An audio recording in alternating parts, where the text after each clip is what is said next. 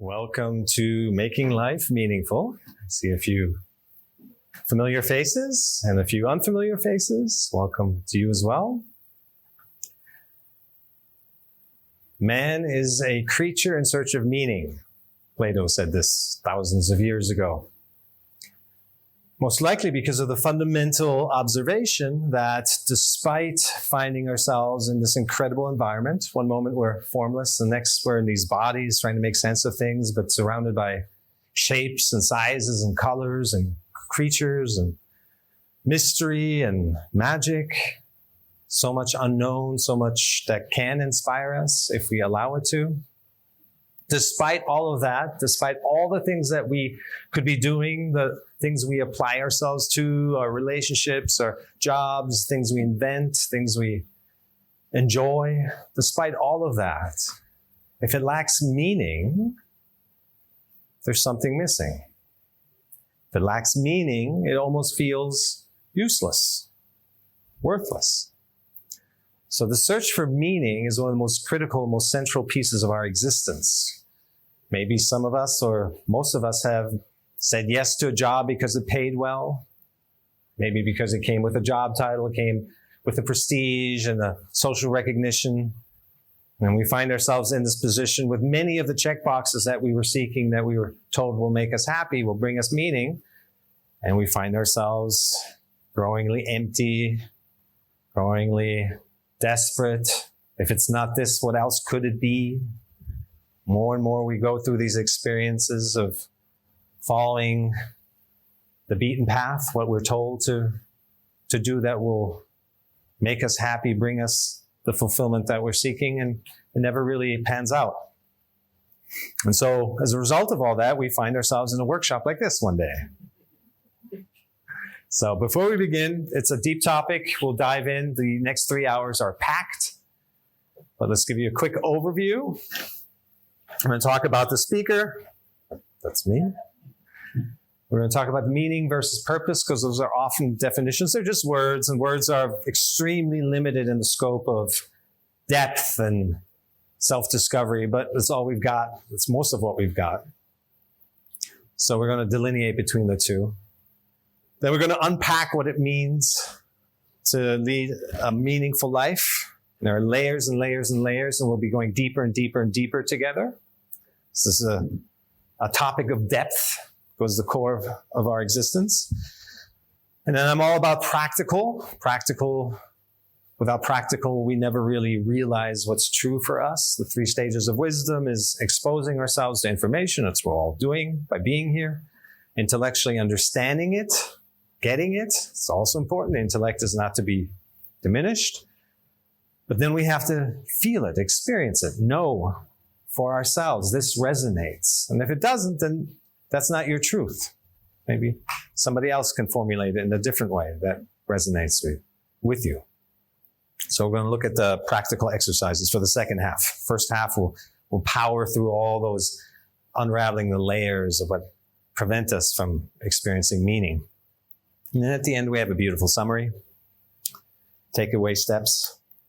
In terms of questions, this is an interactive forum. Please, as things arise and you wish to ask or express something, just raise your hand. If I'm in the middle of something, I'll take note and come back to you.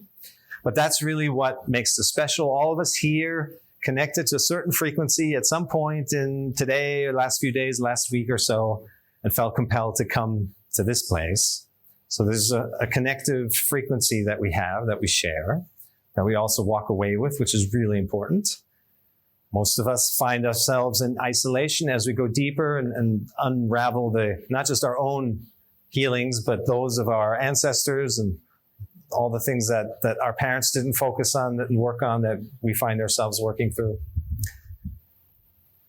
So having a community when the primary biological family is no longer the supportive environment, but actually the restrictive one, the one that could actually be diminishing our experience and holding us back. Just because they're a bio family doesn't mean you have to make that work, make that happen. There is a soul family, a spiritual family that is also at play as we go through life, this life. And some of those might be here in the room with you. So connecting, and a lot of the exercises will connect you with each other. And so you might be exchanging contact info with somebody today that will accompany you on your path forward. All right. With that said, let's get started. A little bit about myself. We don't have to read anything, but I've done a lot in my life. I've been realizing more lately that there's a lot of teachings out there, spiritual teachings, by people who, in their teens and their 20s had a big awakening. And I'm realizing what they're missing is they can point to the place of, call it enlightenment, but they're missing a career, what it's like to go to work, what it's like to sit in a car and commute, and all these other experiences. So I had plenty of that. The first 25 years, I had a very normal and successful user experience design career. I have a sound engineering degree, actually. And when analog turned to digital, I went into the web and IT. I was part of the initial .com craze, founded 17 startups, two of which were quite successful. And that's my passion as an early stage entrepreneur. My bread and butter, however, was working for Fortune 500 companies at the ad agency level in LA. Learned a lot, became a subject matter expert at pretty much everything. Taught at UCLA for 10 years, founded my own design agency. I even have patents to my name, podcasts, host retreats, spend a lot of time in solitude, many, many days, just meditating, 10 hours a day. I was a Division I tennis player, collector of classic automobiles, 59 Rambler station wagons, my favorite. And I'm certified in meditation, Qigong, and Reiki. That's it about me. All right, so let's jump right in. The difference between meaning and purpose. The easier one is actually the purpose one. Purpose is about how you apply yourself in this life. And that is very easily discerned because it's tied to our struggles. I get this question all the time. How do I find my purpose? What do I know? What am I here to do? And the answer is, look at your struggles. Look at what you've overcome. It's what we've overcome where we become more authentic, more genuine. It deepens us. We have more empathy. We're more authentic. Others see that in us. They recognize that in us. And you can't help but become a beacon, become a role model. People will come to you and ask for advice. They want your help because they've seen you're through it, you've gone through it, and now they seek you out. So the things that annoy us the most, right? Why is life challenging me? Why is it annoying me? Why are things not happening the way I want them to happen? It's actually life sharpening us for our purpose. All that resistance, and that'll be a big theme today. The resistance that we have to all these things because we in our little minds think that we have it figured out and life should be happening this way. The forces of creation are just getting in the way. I always say in the beginning of our self-realization journey, we're upset that life is getting in the way of the beauty and the success and the life that we imagine. And then as we work on ourselves, we gradually realize that we can't imagine our best life. We're far too limited. The mind knows this and this. We delineate this is true, this is false, this is true, this is false. A couple slivers out of everything that's possible we define. And then we create a reality out of these definitions. We think this is the truth. And we try to find ourselves in that minuscule reality. And we get upset because it's not really working. It's not really successful. We don't see any expansive nature in there, and nothing's expanding on its own. We have to work so hard. It's because we've defined what's possible. And as humans, in what we know, you can't define what's possible. Anything you define, anything that we know is so extremely limited. In fact, it's already dead. It's no longer alive. The moment we seek and we think that we know something, it no longer carries that essence of aliveness. And then when you try to create from that, that's when we get a creative block. That's when we start living with our back against the wall. Life starts to dry up because we're just living from what we know. I mean, even just rationally, you can think about this, and there's these statements that I call thought balloons. There's a slide at the end with the most common ones, but this is another one. If you just think about these things, these balloons, these concepts that we live by, and you just poke it a little bit, ask an extra question or two, it just pops, just rationally. There's nothing woo about it. There's nothing blind beliefy about it. It's just popping and questioning a little bit and then realizing, oh my gosh, is that really true? Something I've been living by, something I've been avoiding because I'm so afraid of it, something I've inherited, just blindly repeating patterns from generations before. Just more awareness starts to pop these balloons. And the idea that you cannot create something new from what you already know is logical. It's just purely logical. No inspiration can come from there. In fact, we do the opposite. We take that which we already know, and now we add it to our truth structure. We create a control grid. Now we start to judge everything based on that. Any new inspiration, new insights that come along, we question it immediately. Does it fit into our truth structure? We become really bogged down. There's no flow in that stream of thinking. So learning to just flip the script, which it's in so many places in life, that's all we have to do is really flip the script.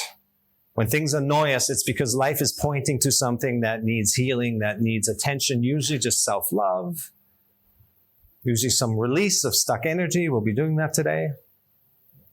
So flipping the script of what we've been told by less aware people. We live in a world that is designed by and for less conscious people. And so we have to learn to question all of that if we want to expand, if we want to grow into our own.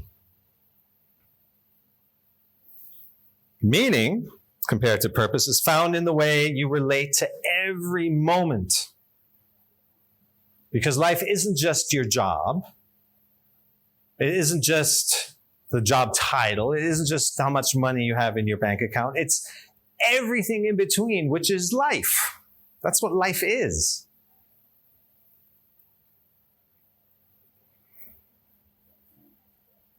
So let's unpack this. What gets in the way of a meaningful life? Well, the very first thing we already mentioned, outcomes.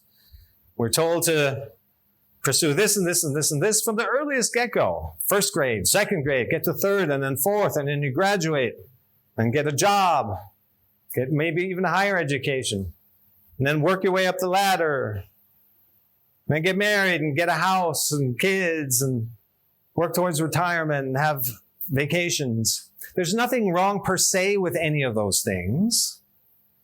It's when you do them blindly without having realized that this is your truth, that this is your path, then it could be anything, and whatever that is legit. It's right for you. But to blindly follow other people's ideas of what you should be doing, even when it's your parents who in most cases, they mean best, they want the best for you. They're very often acting from fear, from their own limiting beliefs. We inherit these things very directly. I have a friend who is a psychiatrist, and he's one of his clients is a female athlete, former female athlete who's a mother who has a 4-year-old. And the 4-year-old, the mother had an injury and walks with a limp, and the 4-year-old walks with a limp. And he's trying to teach the child to unwind that, undo the mimicry, because this is how we've learned things. We absorb things. If everyone here was a kid, many of us still are kids. And if you remember, it's not what our environment, our teachers, our parents said to us, told us to do. That's where we put up a defense shield. That's where we're like, no, I'm going to do it differently. We actually go the other way most of the time. It's how we saw how they carried themselves. How did they handle stress? How did they handle each other? How did they respond to situations or react to situations? This is what we absorb directly into our being. And this is what we then think is ours. And then we go through life trying to sort that out and say, well, which is really me? And which is this blindly absorbed behavior? So when you do follow the outcome, the result is trying to predict the future. Who here can predict the future? Come on, somebody. Because we keep living as if we can. Create those outcomes, That will make us happy. And we have to do this, this, and this, and this to get there. And anything that happens differently, we get upset. We go into resistance mode. Life is somehow this external force that is making it hard on us. We wind up chasing our happiness. Once I get to the next thing, then I'll be fulfilled. Next thing, then I'll be happy. Next thing, then that's the it. Again, one of these thought balloon concepts. That there somehow will be a day when you put all the pieces into place that will make you happy, and that they'll stay in put. They'll stay in place. It's a total illogical statement. Life is continuous. It keeps happening. And you notice that very quickly. We kind of put things into place over here, and then we turn over here. And once we turn our attention away, this starts drifting again, and then we race back here. No, this should be differently. And it's a never-ending battle. It's the rat race. So again, this idea that we can somehow attain a future day, a moment when life stops changing, when we've put all the pieces in place, and it just doesn't change any longer. It doesn't happen. That doesn't exist. That's illogical. It doesn't take much to see that. And then very quickly, that whole balloon, that thought balloon just goes pop. Oh my gosh. How have we been living? These are broad strokes of our life. I pursue them too. Years and decades we invest. No, there must be a better way. I need to learn harder, study harder, plan better, think more, roll my sleeves up, work my fingers to the bone. That's what we're told, that if the outcome doesn't bring the happiness, that we're the problem. That you need to be fixed. There's this beautiful metaphor when you look out into nature, and we are nature, we're of the same ilk. But looking at how plants and trees and animals, the intelligence of their expansion, of their growth is contained in the seed, in the beginning. It's there from the start. And then it's only about creating the right conditions. So we're not the problem. We're not a problem that needs fixing. It's always our environment. What are we tuned to? What are we surrounding ourselves with? Which frequencies, if you want to take it there? So part of this, big part of this workshop, is to let go of this idea that there's something wrong with you. I do writer's retreats. Some of you have attended them. When you're experiencing writer's block, it's not that you're a bad writer. It's not that you're not talented. Let's look at the conditions that you've created for yourself. Did you sleep well? Are you eating right? Are you doing other creative pursuits outside of writing? Are you relying so heavily on your mind that you always have to know what you're going to write before you can start writing? In fact, that's a perfect sign that you're in your head, is when you think you know what you're going to write before you start writing it. This is how life works. Start living, start doing, find a starting point, and let it unfold. Become a co-creator in the unfolding. And you're inviting in the unknown and the inspiration and the magic of like not knowing what happens next. That's a magical feeling. But we've been conditioned to think it's uncomfortable, that we need to control.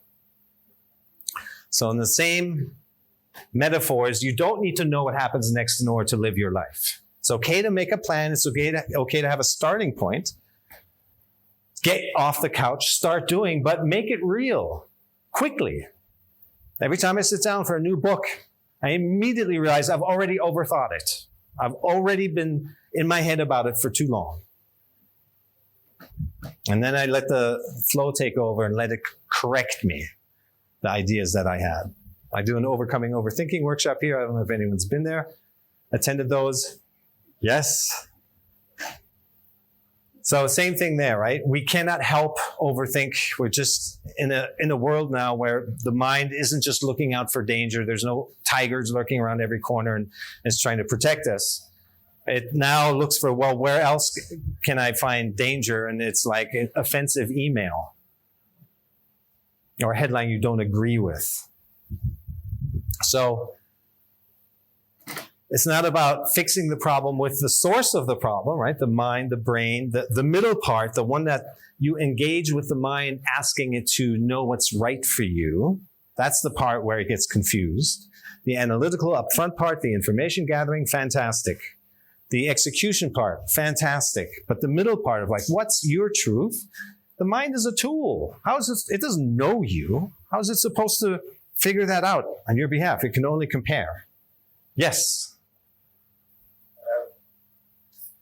Yeah. So what's the balance in there? Like, I get that. Yeah. When I get so kind of confused with the mind from time to time, Yeah. and not really sure what action is the right action to take. Mhm. So what is that middle part? Like, what is the guidance to know that that's what life wants to do? Is that intuition? Like, how do I check that? Because I can also get caught up in the Yes. analysis. So where are the boundaries of inspiration and using the mind for what it's good for? And then how do you know where it gets into territory where it's messing you up?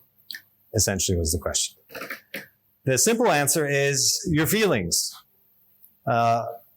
Somebody recently asked, how do I know the difference between mentally rehearsing for a meeting tomorrow and then going into, maybe controlling mode? Well, how does it feel? Mental rehearsal, you see yourself acting, you're proud of your knowledge, your preparations, and there's a flow to your presentation and you're answering questions.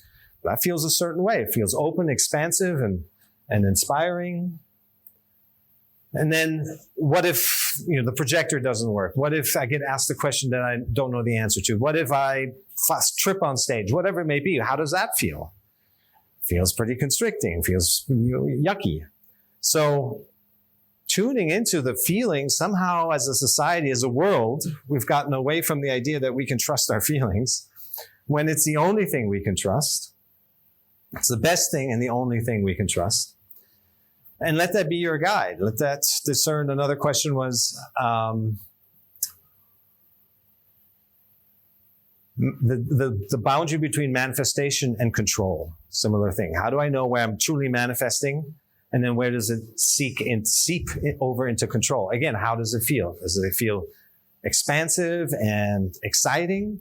Or does it feel limiting and closed off?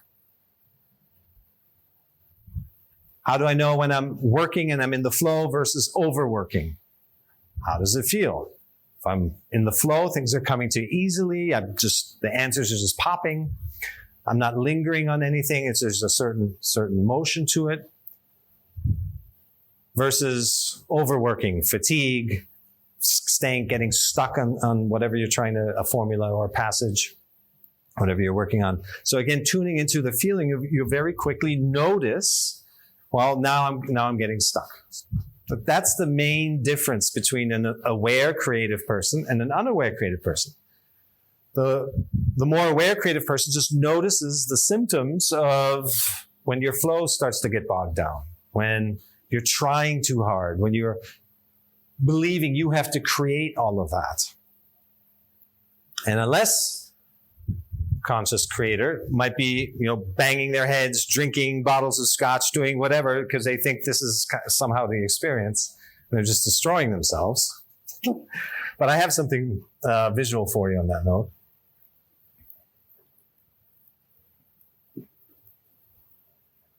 So this is source. This is what I call the pre-mind state, and this is the mind state. In the pre-mind state, you feel inspired. It's everything we just talked about. You feel inspired. This is what I call the spout of creativity. And the more evolved and fundamentally grounded you are in your pre-mind state, the bigger this spout is. Ideally, this is just one. But you're getting these downloads. Before you label them, this is a place of labels and definitions and judgments and frustration and anger and control and lack and on and on and on and on. Everything that doesn't feel good comes from being identified with the mind, with your thoughts, trying to create from the mind, trying to steer, navigate life from the mind, living from what you already know. Pre-mind is inspiration, flow, gratitude. Gratitude is an extremely simple yet powerful approach to life. Curiosity,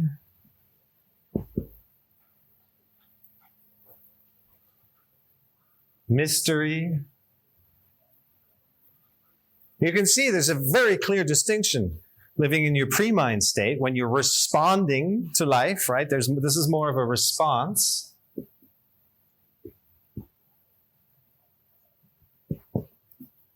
And this is a reaction.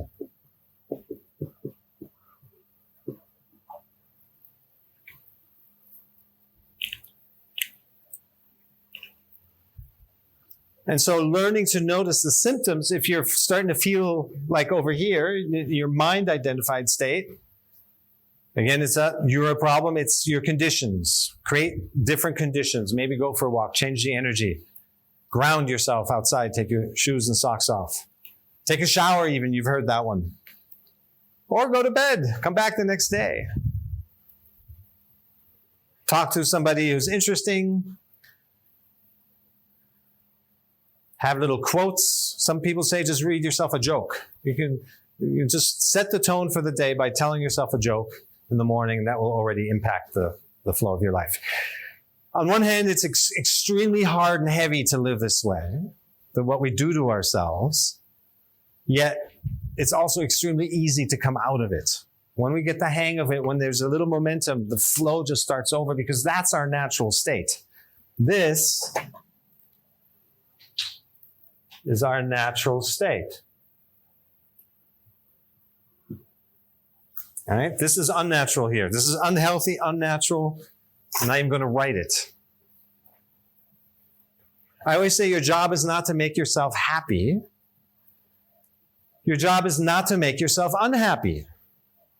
Because our natural state is there. It's up here. It's a high vibrating frequency going with the flow. And we're only weighing ourselves down with our identification with the mind and all it comes with. So we're lowering our frequency. So again, we're not something that needs fixing. We just need to let go, unlearn, you've heard that term, of layers of attachments and beliefs. Ultimately, every belief is a limiting belief. Okay? There's no belief in here. This is the domain. This is the realm of, I'll put this in red.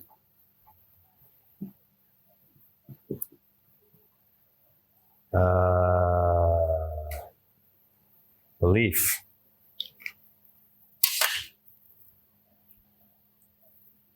And it feels very differently. This is expansive, an open energy field. You're inviting, you're in receiving mode. There's not enough room on this whiteboard to write down all these things, how beautiful it is to be in this state. And this is constricting, it's limiting, and it feels like your energy field shuts down and you receive nothing.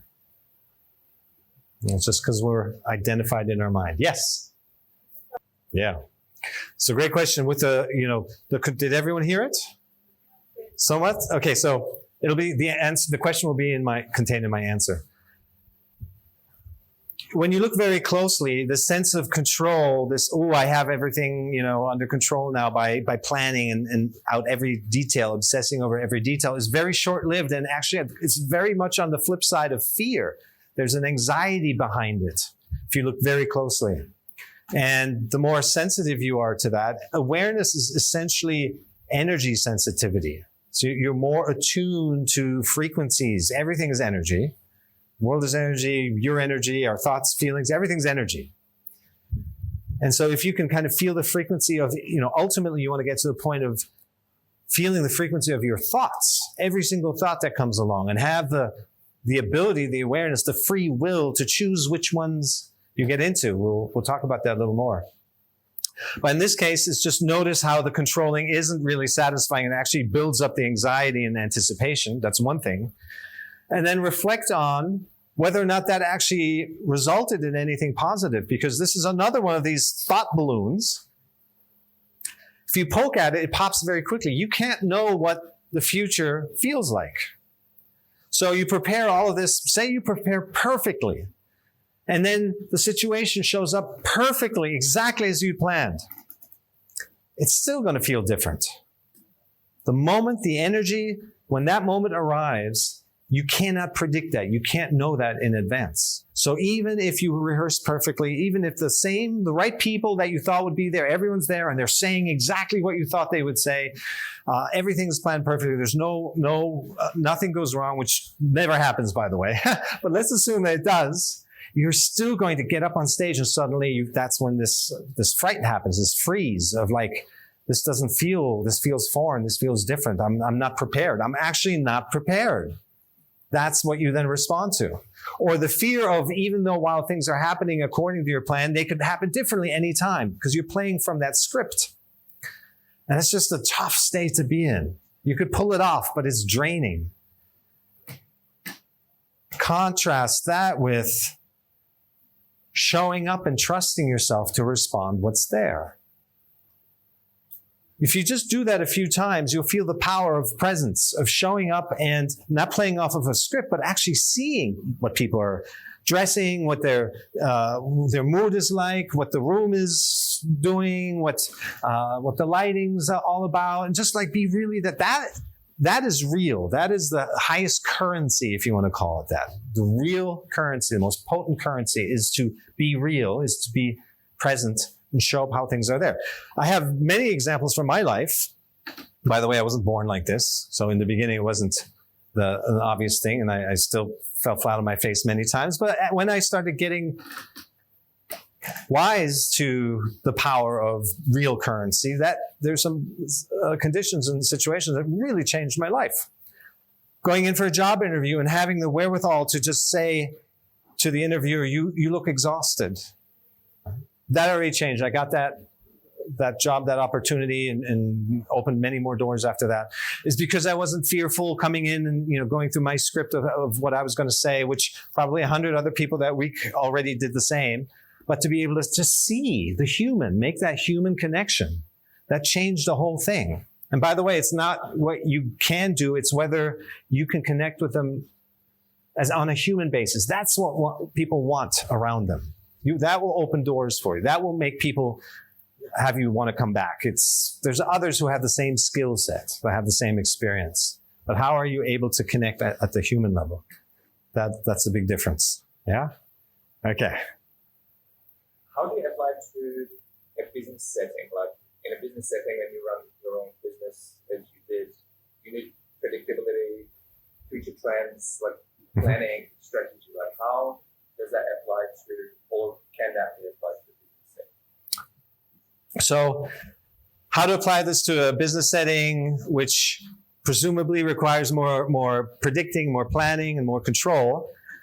So, I would say there's a slight misconception in there that is very common, by the way, that going with the flow here is somehow drifting aimlessly. It's kind of rolling over, letting whatever happens happen, and almost becoming a doormat for life.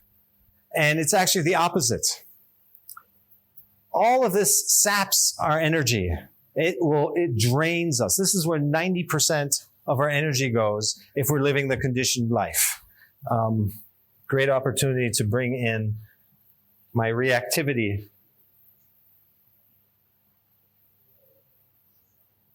Graphic. So our feelings come and go. Mindfulness is not about not feeling anymore. It's not about pushing anything back or controlling or only having positive feelings. It's about feeling your feelings fully the way most of us are never taught to. And once we open our eyes to that, once we tune into that, we realize, oh my gosh, our feelings are they're like little wavelets, our true feelings, and they come and go if we let them. The problem is we don't let them. We've been conditioned to react to our feelings, essentially. So there's the onset of a feeling, right here. And then if it's a pleasant feeling, we cling to it. Ooh, I like that. And it stays stuck. Now we're holding on to the energy of that feeling. And if it's an unpleasant feeling, we push it down. And that resistance keeps the energy stuck. And again, we build up layers of stuck feelings. So this controlling and judging and planning and thinking we know what's going to happen, this is 95% of our energy goes into this guy. And if we were just feeling our feelings, it would be 5 to 10%. So when you live from this place, you're actually sharper. You're responding to what's there. You're more efficient. You don't then run off into fearful thoughts. What if I don't meet my deadline, or my budget this month, or what if the next client doesn't come in? All this is future predicting, future traveling, and it doesn't help, and it just burns energy. And as long as you're in here, you receive what I could call inspired action. Action that is not reactive, right? But actually a response. So the insights come to you. In fact, they come to you faster than you want them to. Oh my gosh, another insight, more inspiration, another idea, more guidance. Our biggest problem as humans should be too much inspiration. When we get out of our own way and this spout is wide open, then we're in receiving mode. We're receiving too much. We still have to eat and sleep and kind of take care of some business to be able to act on it all. Then you're in a position, you pick the top couple ideas, and that's a great position to be in. But this is, conscious living. You're responding to what's there, and you're much more effective in the action that you take. You see very clearly what is reactive in nature, what is fear-driven, versus what is divinely inspired or co-creative, or however you want to call it. Flow inspired. And again, that feels differently.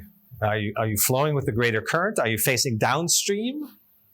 Or are you paddling, swimming upstream and trying to make things happen? These are two very different experiences. And when you start to tune into that, these experiences show up as sensations in our body. Then you can tell, well, I'm oriented, in an unhealthy way. What do I need to do again in my environment to turn myself around and face downstream? Again, cannot reiterate this enough. We're not the problem. There's nothing wrong with us. In fact, we're God's greatest gift to this dimension, so much more expansive than any other creatures and critters that you see around. So we have this unbelievable ability to translate the formless into form in our own unique way. Every single one of us has a blueprint. That's crazy to think about that. We're not just all infused with life and just like walking around. Every single one of us has our own blueprint. That's what resonates. When something resonates for you, that's your blueprint. It resonates differently for you, differently for me. How unique we are, that the forces of creation took the time to instill every one of us with our own direction, our own callings. Fantastic. And that's what you're connected to when you're in here. And you're fearless. And you don't care if 10 other companies are doing the same thing.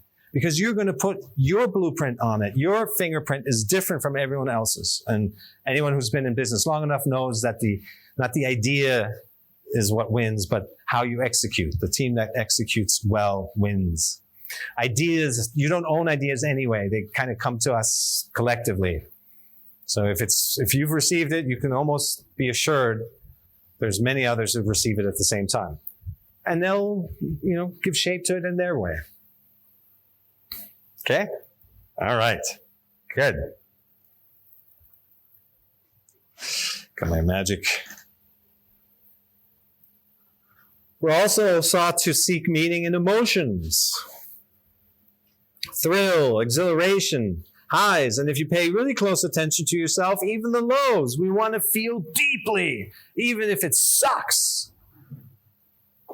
People who often hear these types of teachings, they say, well, as I come out of reactivity, right, as I reduce this down here and I'm just kind of feeling feelings, aren't I losing my humanity, my humanness, these big feelings? No. You're returning to your natural state and living in a flow of a field of curiosity and being in receiving mode and co-creative partner to life. This is hard. This is incredibly hard the way we're conditioned to live. There's another graphic on that. I'm going to put it here.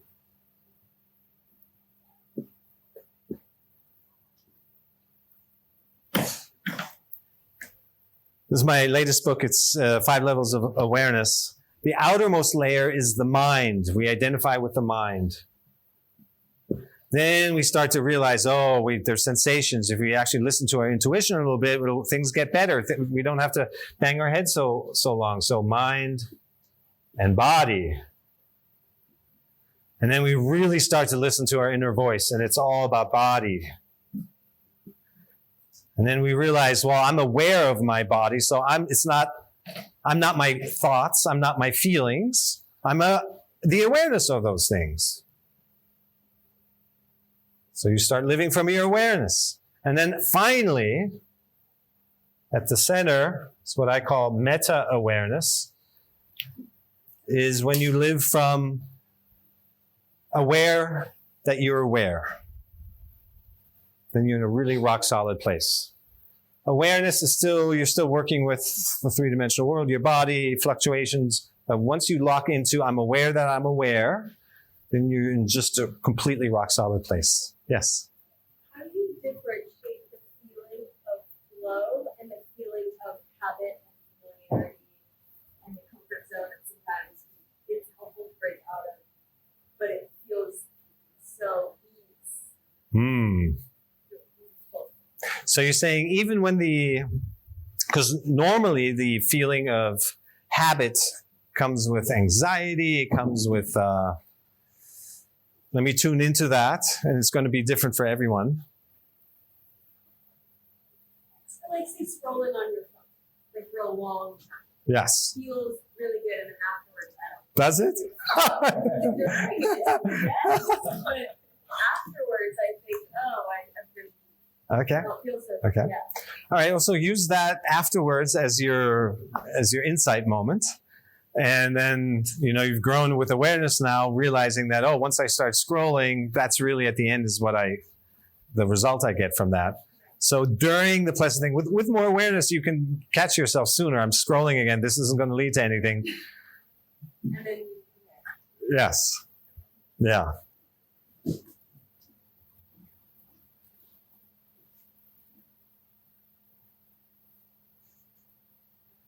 It always comes back to feelings and refining your feelings, your relationship to your activities. So there will come a point where just scrolling for a second will be so, because your sensitivity to the whole experience has become so refined. It's like, I'm not even going near that thing. So it's, again, this is a process. It's not an on-off switch. Nothing is. And give yourself some breathing room, some space to learn your lessons. And that's, even if you have no interest in self-development, if you've never made it to a class like this, you're still going to have a basic level of insight throughout life. The only difference is the situations you manifest from lack and fear and control and anger and frustration, all these things could take up years, maybe decades of your life for you to then realize, oh my gosh, the result isn't giving me the fulfillment that I thought it would. Now what? I can stay in resistance to it and keep fighting. Some people do. They take that resistance into their grave. But most people soften up. They surrender. They let go. They realize, this is just not a healthy way. And life kind of brings us that lesson over and over and over, hits us over the head with it till we learn. So we have this amazing teacher and we're students. And the moment we think we know something is actually cutting off that connection to, right, the spout right here to a greater intelligence. We get really small when we think we're in control, when we think we're no. And that's where the anxiety of it's me against the big scary world, all of the fear and past and future, all of that lives in that space of you think you know something. I can do entire workshops on the detriments of knowing and how the entire world is based on knowledge, where we're taught that knowledge is king. You just have to know more, then it'll be a better life. Again, it's one of those flip the script moments. When the less you know, the better. The less you know, the more you're actually in here. The more you're in receiving mode. Knowing, this is all knowing, believing. It's locking you down. Limiting beliefs. Everything is possible. And to know is to just take a few slivers out of that and say, this is it. This is the truth. So yeah, just keep reflecting on the feedback that you're getting. I also think my question in my own head was, what is flow? But now how I would define it is feeling open. Yes. It's not attached. Yes. Yeah. Yeah. Whatever that leading sensation is for you, in this case, openness, lock into that. And then you'll enhance that with other players in the orchestra of the pre-mind state. And so if openness is the one for you to really lead the way, lock into that.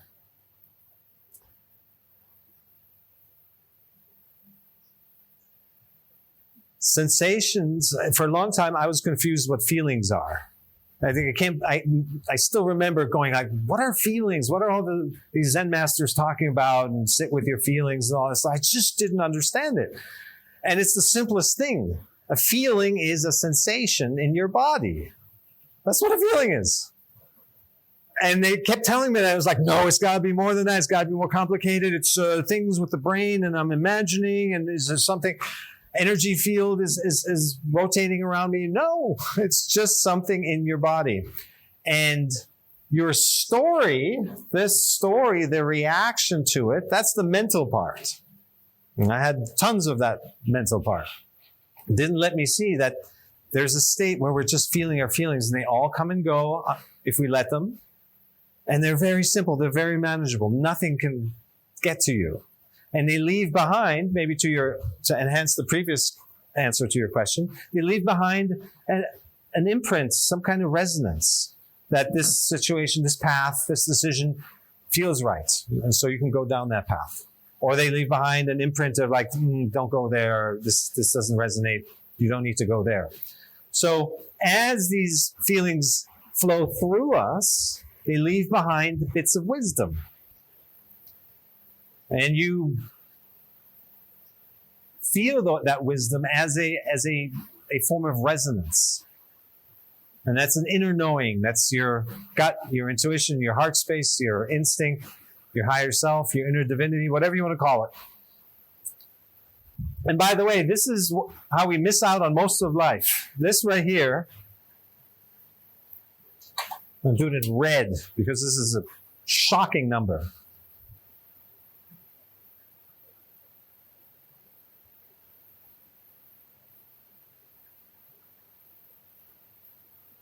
Two-thirds of our life we spend in reactivity, lost in thought, reliving, replanning, replaying, thinking I should have done this different, I should have acted differently. When it happens again, I'm going to do it this way.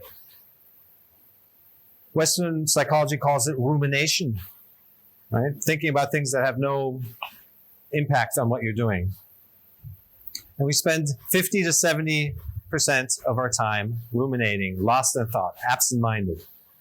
And during all that time, we're not really here. Life continues to happen, continues to move on.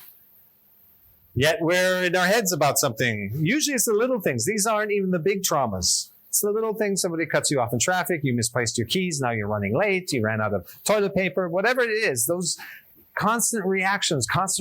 You're in resistance to something that's already happened. Another big thought balloon. Just pop that. Nothing that's already happened has ever changed from you being in resistance to it. Just think about that.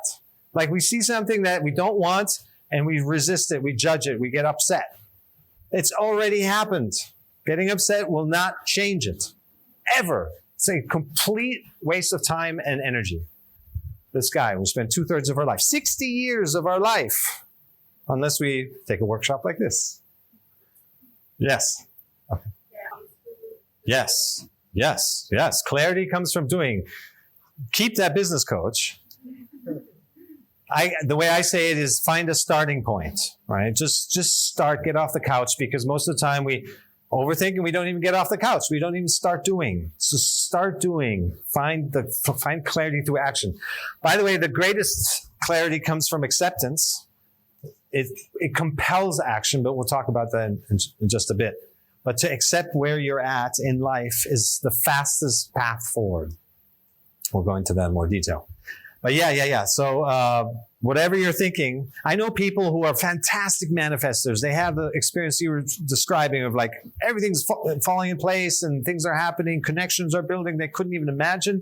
And then they get controlling about it. Oh, now I can take over. Now it's, I'm in charge, and it all shuts down again.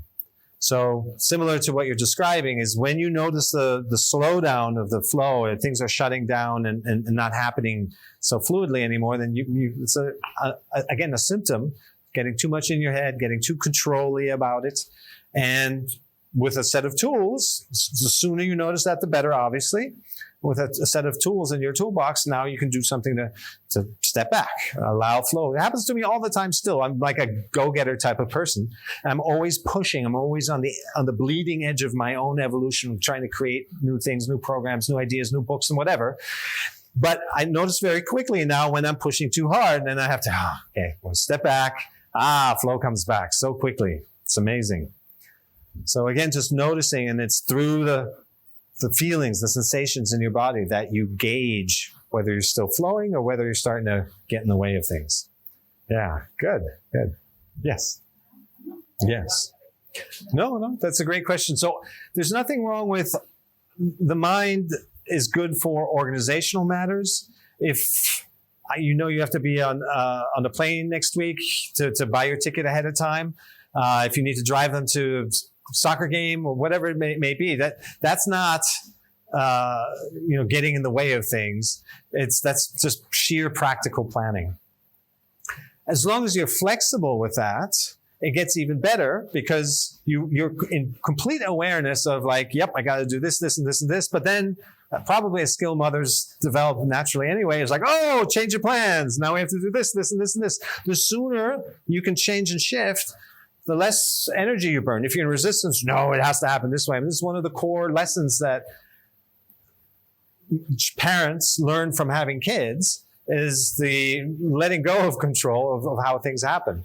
They're not, how they turn out as people and the ways they hopefully love you back may be very different from what you were expected going in. And again, so there's a softening and a surrender there that deepens you and that matures you. And it's only when we cling to, no, it has to happen this way, they should be a certain way, and reflect my beliefs and my worldview, then things get very difficult for us. But yeah, it's okay, plan and find a starting point, just be really flexible. Especially in the business world, I was in Silicon Valley, there's legends around being flexible, how an idea initially turned into something else. And the entrepreneurs were flexible enough to see that and not cling to their original notion. And then it turned into an empire. The inventor of the Post-it note, for example, sought out to create a super glue, something that would stay glued forever. And he kept failing. And he had the wherewithal to say, well, my glue keeps failing. It keeps coming off. Well, what can I turn this into? Turn it into the whole Post-it empire. So it's just staying open and flexible. Just start doing. There shouldn't even be that much importance that we invest in any doing. Just start doing. We have to spend our life here. You'll learn, you'll grow, you'll have insights. This idea that you regret something that you did in the past, I should have known better. Another thought balloon. Well, you know better now because you went through it. Because you responded or reacted the way you did, you learned a lesson, and now you're wiser and you would do it differently. To go back in your head and say, well, I should have known it then, it's illogical. You only know better now because you went through it exactly that way. So again, popping these concept balloons, blind beliefs, whatever you want to call them, can go a long way in reorganizing your life in big ways, because you see the patterns now of unawareness. And that is not to be meant as a, there's really no such thing as unaware and aware. There's degrees. So there's only two ways you can do things: unconsciously and less unconsciously. It's because unconsciousness is the fuel of life. Everything we do is motivated by the feeling that if I do this, it will make me feel better. It will give me something I currently feel like I don't have. Everything.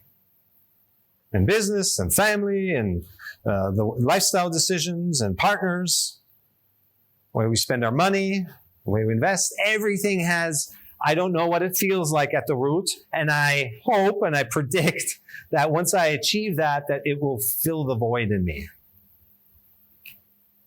So everything is driven by unconsciousness, certain degrees of it. And that's okay. That's why we're here for. This is why it's Earth School. First grade, we learn things, and then in second grade, we're a little wiser. Third grade, even wiser, and we move all the way up till we graduate, and then we don't have to come back. Eckhart Tolle has a wonderful saying, the root of our misery is to think that the purpose of the world is to make us happy. It's here to trigger us to grow, come out of our comfort zones. Yes, growth is uncomfortable. It's not fun when you're in it. But once we're through it, then we have wisdom, we have depth, we have authenticity. Then we can help others. From this place of helping others, of being of service, is actually where we truly give back, where we can no longer just be focused on ourselves, but we can now be of service, and that is what ultimately feeds the soul. Biggest meaning can be found in giving, not in receiving. And there was another question. But it's a different kind of love because, again, in the three-dimensional realm, in the human realm context, love is not really love, it's conditional. Everything is, as we just said, is inspired by some degree of unconsciousness, that we need something in order to make us feel complete and make us feel whole. And so human love is ultimately conditional love. It comes with conditions, and that's okay. In a mature relationship, you'll be able to reflect that to each other and help each other work through it. A less mature one, they might blow up, but you'll learn from that. You go to the next one. There's two types of relationships that I've identified because I thought about that. What is why be in a relationship if you were perfectly, healed, if you put it that way? So there's a healing relationship where the main primary purpose is to help each other heal by being mirrors for each other. But what if you have two people who have done a lot of healing already? Nobody's ever perfect, but once you kind of get to a place where you can really be of service, well, then you amplify your power together. So one person being of service is great, but together as a team and even a larger organization, it gets extremely powerful. This is just from running companies. Anyone who's done this, you can, if you've ever had a brainstorming session, the ideas, when a creative spark jumps between people, the greatness of ideas that a group can come up with dwarfs any one individual, any idea one person can come up with. It's because everyone has different backgrounds, different perspectives, and they bring that all into a creative cauldron, and just, fireworks happen. Whereas a single mind can only come up with so much, right? So that's the physical, the human love. And then if you want to take that into the spiritual realm, unconditional love, that would be, I would define it as the ability to let yourself be so fully that all sense of self dissolves. So the state of no self, which you can call unity consciousness. And then you realize that at the root of all of this entire experiment that we're in, there's a passion for creation, a love for creating things, a love for life, to just like a geyser bubbling up. If you look around, if we get out of our way and we just spend enough time in here, we see that there's life all around us. Even death fuels life. Even the mulch from trees that fall over gives life to it. It's not even, during the rotting process, it's already blossoming to new life. And so that's at the core of us. We can see that in our own image when we do things because we're passionate about them. There's not a lot of motivation if we don't love doing it. So we're also creatures. We're the product of the love for creation. And when you remove the self stuff, the layers, letting go of the layers, so we're not expanding ourselves actually when we self-realize. We're letting in the love and the light. We're letting go of this. We're spending so much energy keeping it out. This is the source that is all around us, right? that is wanting to come in. Source, there it is, source. It's waiting patiently all around us,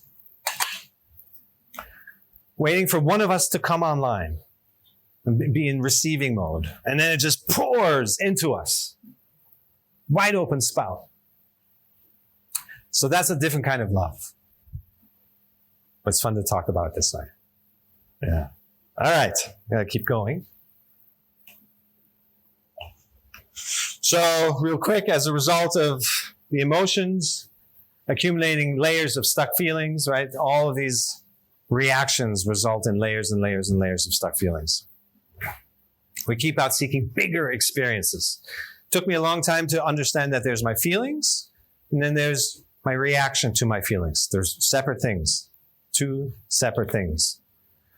And the reactivity part, when we come out of that, that is what opens you up to all of this. So it's not about having even bigger experiences, even more ecstasy in your life. It's about going the other direction. Again, flipping the script.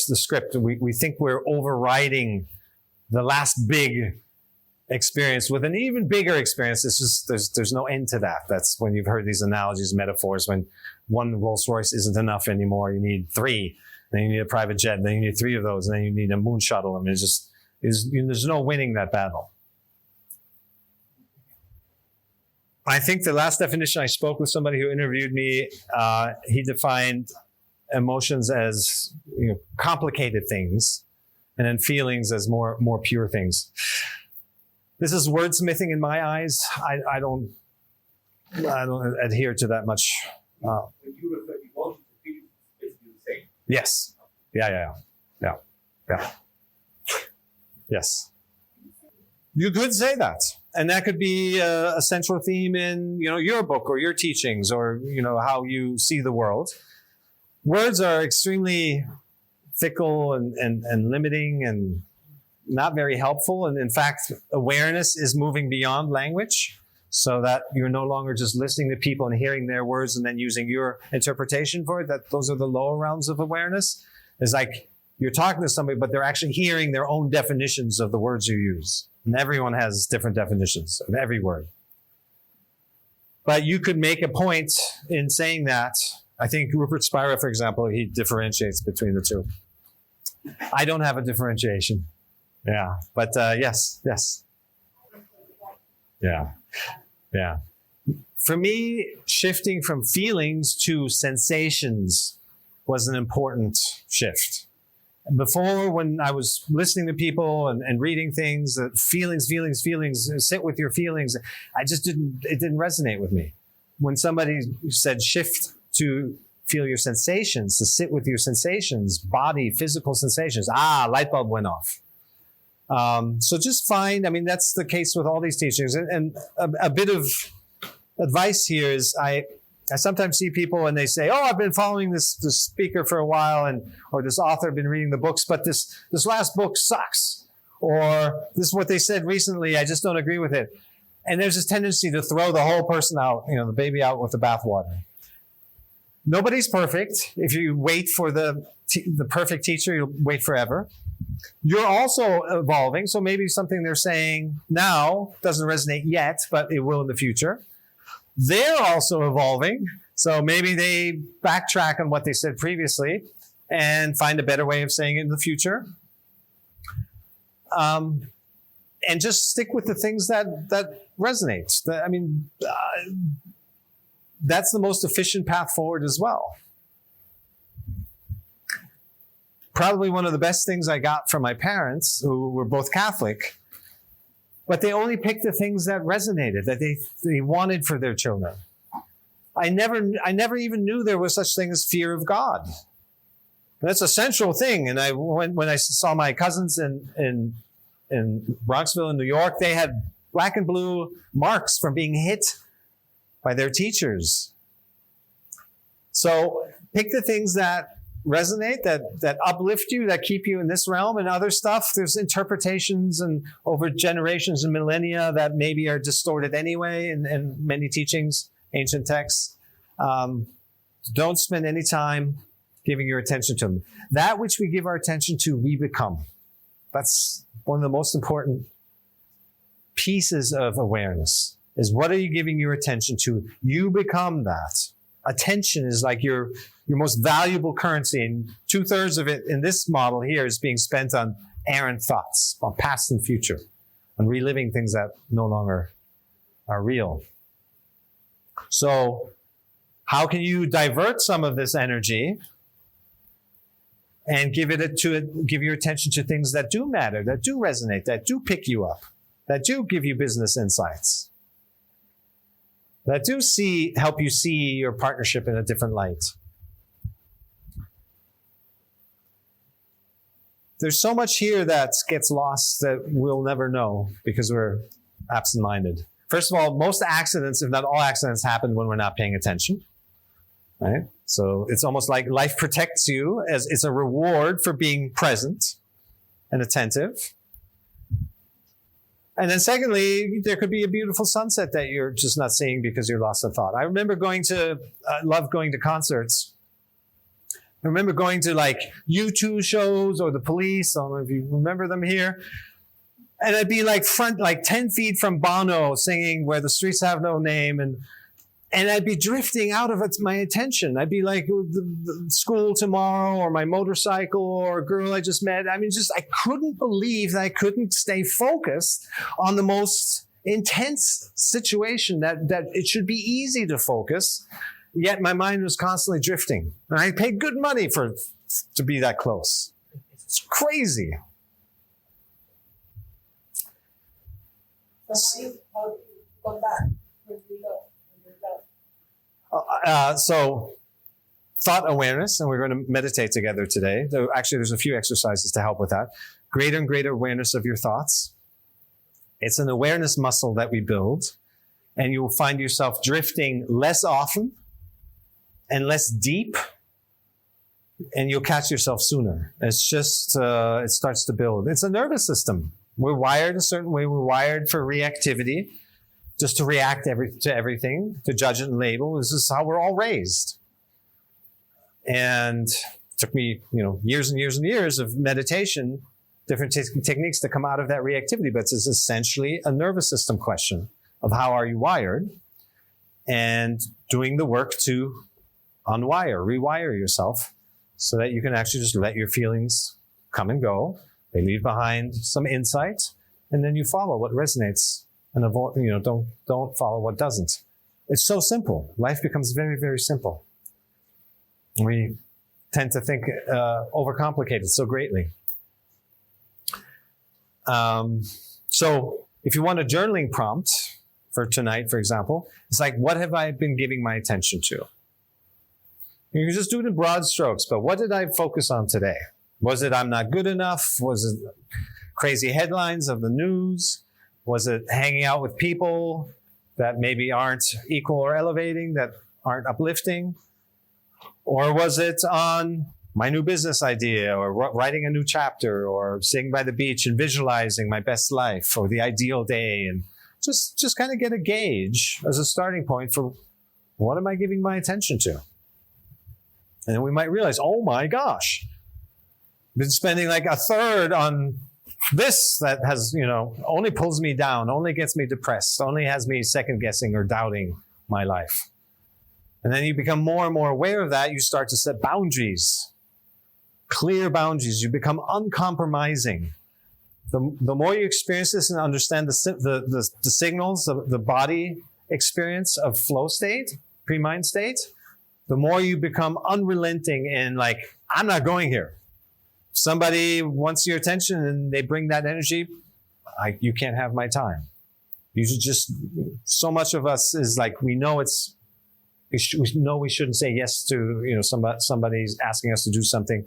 Our plate is already full, or we know it'll pull us down. We still say yes to it. This will just sharpen your boundaries, your sense of like, yes, full body, yes, I'm feeling it. And no, full body, no, not going there. And then when you speak with such clarity, yes, such clarity, no.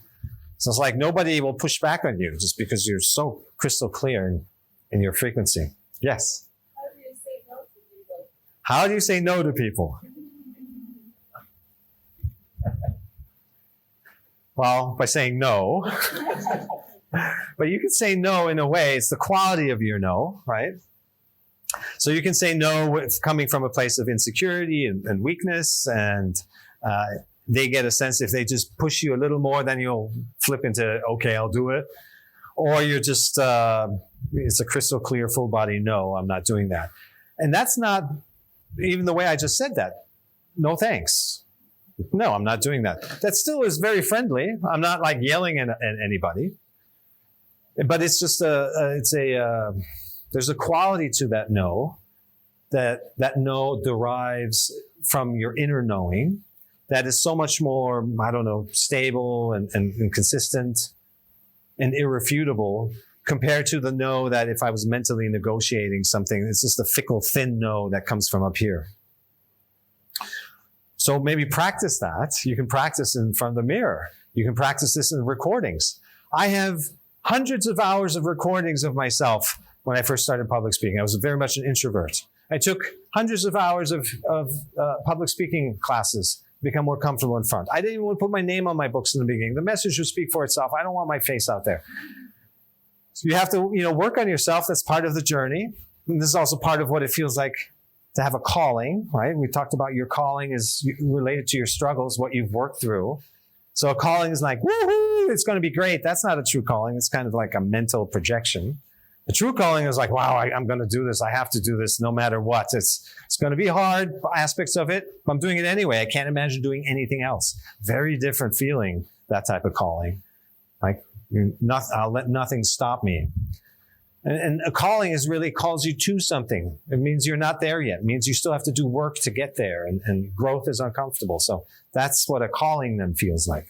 So you can practice this, in anything. Just record yourself and then see what a solid no sounds like.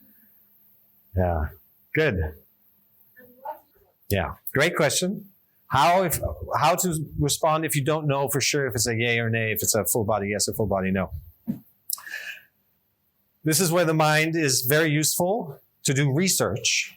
Most people, some have a blink response, and even some of us have a blink response of like yay or nay to a certain situation. But most of the time I found, at least myself and people I've worked with, is that we need to lean into it a little more. Take one or two steps, make it real, get a feel for it. It has to be real. As we said, you can't predict what something's going to feel like once you're on stage. You'll feel what it's like once you're on stage, once I'm there. I'm one of the biggest nightmares for stage managers and event planners, because they ask me, what are you going to talk about when you're on stage? And I say, I don't know. I'll know when I'm on stage. How am I supposed to know this ahead of time? I'll know when I tune into the room, when it's real, when I'm feeling what I'm feeling. And the more you practice that, the more it flows through you, and you don't have to be afraid anymore. You're just purely in a co-creative space where you're downloading continuously in response to the reality of the moment. Nothing else, just what's real. And that will feed you, that will bring you everything you need to know. And if for some reason, it's never happened, but if for some reason nothing comes through, then nothing comes through, and that's okay too. So you can speak from clarity and authority there. That's all I got to say on that question. That's all I can come up with right now. So you're just so contained in the way you communicate in this realm, and so fearful and anxious and controlling when we're in our head. So simple thing is just do a little more research. I have to do research pretty much with everything. It's rare that I have just a blink yay or nay, full yes or no response. I just have to lean into it, take a step or two. And you can do that with jobs. You can do that with, talk to somebody who works there or has worked there. What's the company culture like? What is it like to parent? I had a girlfriend once who set an ultimatum. I want a kid within a year. Are you up for it? I said, I don't know how I feel about it. So I went and did research. I went to the playground. I observed parents and kids for quite some time till I had that feeling. I was like, that's not how I want my day. At that stage, it's not how I want to spend my time. Maybe it would change later on. But at that time, when I needed to be honest about my clarity, that answer was a no. I mean, it's because of research. You don't have to follow anything blindly in life. Yes. Yeah, no, absolutely. So not wanting to say no because we feel guilty for whatever ramifications it will have for the other person.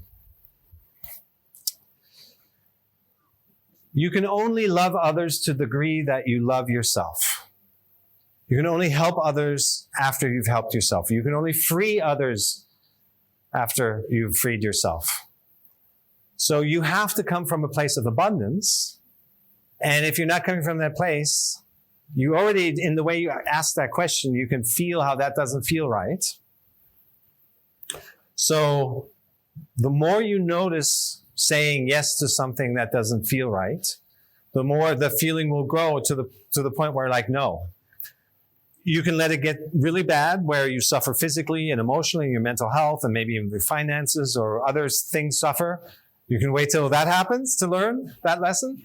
Or you're here now, you're surrounded by like-minded, you've got information, you can sit with this, you can journal on it, you can, this is an exercise we'll do today, journal about that situation that triggered you to say yes, even though you wanted to say no. Notice where you feel that sensation of saying yes to a no. The body's saying no, but your mouth is still saying yes because of some mental entanglement. No, notice where you feel that in your body. Keep your emotions there. Keep focused. And eventually it'll dissolve. If you no longer judge your feelings, they start to re-enter the flow. They go back to their natural motion. The only reason they got stuck in the first place because you're pushing it away, you're pushing it down. So if you do that a handful of times, you might find very clearly that this guilt thing that you're describing, it starts to dissolve and fade, and it will no longer drive your behavior. You'll shift from here to here. Yeah. Numbing out, which we often do. Again, this construct of feelings and even bigger feelings, and then avoiding the crash. And then attachment to the external world, seeking ourselves in the external. We get really distracted by that. And that's okay too. Again, for most people, that's the journey. As they seek themselves on the outside, a couple times, handful of times, maybe half lifetimes. And then eventually you realize, well, the joy that I experience from achieving things is only temporary at best. It fades very quickly. It doesn't last very long. Thank you. And then you start to turn inward because you've looked everywhere else. You've tried to find yourself in everything around you. So where haven't you not yet looked? Inside. So eventually, sooner or later, we look inside. And it's happening sooner and sooner. For me, it was like a midlife crisis kind of thing, but I hear a lot about third life crisis now, and even quarter life crisis. So, yes. How do you cope with comparison? So, comparison is actually extremely fickle. So one of the things you learn as a web designer is not to put more than 5 items into your primary navigation, because the mind replaces the 6th item. It loses track of the first. We can only hang on to 5 things at a time. It's incredibly weak. And you can probably experience this yourself if you go to the supermarket and go to the cereal aisle and try to pick one that you want based on sheer comparison, and it's maddening. I mean, it's almost instantly maddening because the mind is so fickle. So if you task it to know what's right for you, it will do what it does best, which is to compare. But it quickly gets overwhelmed because it's an endless comparison. There's no satisfying feeling in that. You'll just get eventually we decide, we pick one thing because we're so exhausted from the choosing process that we just pick something. The companies that offer many stock options have almost no participation by the employees. And the companies that offer very few have an extremely high participation. So the fewer options, the easier it is for the mind to choose something. But if you task the mind, if you live in your head and you're telling the mind, go figure out the future, go, do what's right for me, it does it actually does a pretty good job with what it's designed to do, which is to know things, to control things, to predict things, to plan things. So it uses those aspects to try and map out your life, because you're telling it, go map out my life.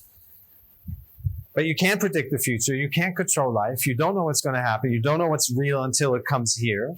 So the brain actually does what it's the best it can when you task it with finding what's right for you. It's not enough. It's based on the consistent, the transient nature of life. Everything always changing. So how are you going to plan and predict or control anything in there? So yes. Okay. 2 more and then we got to move on.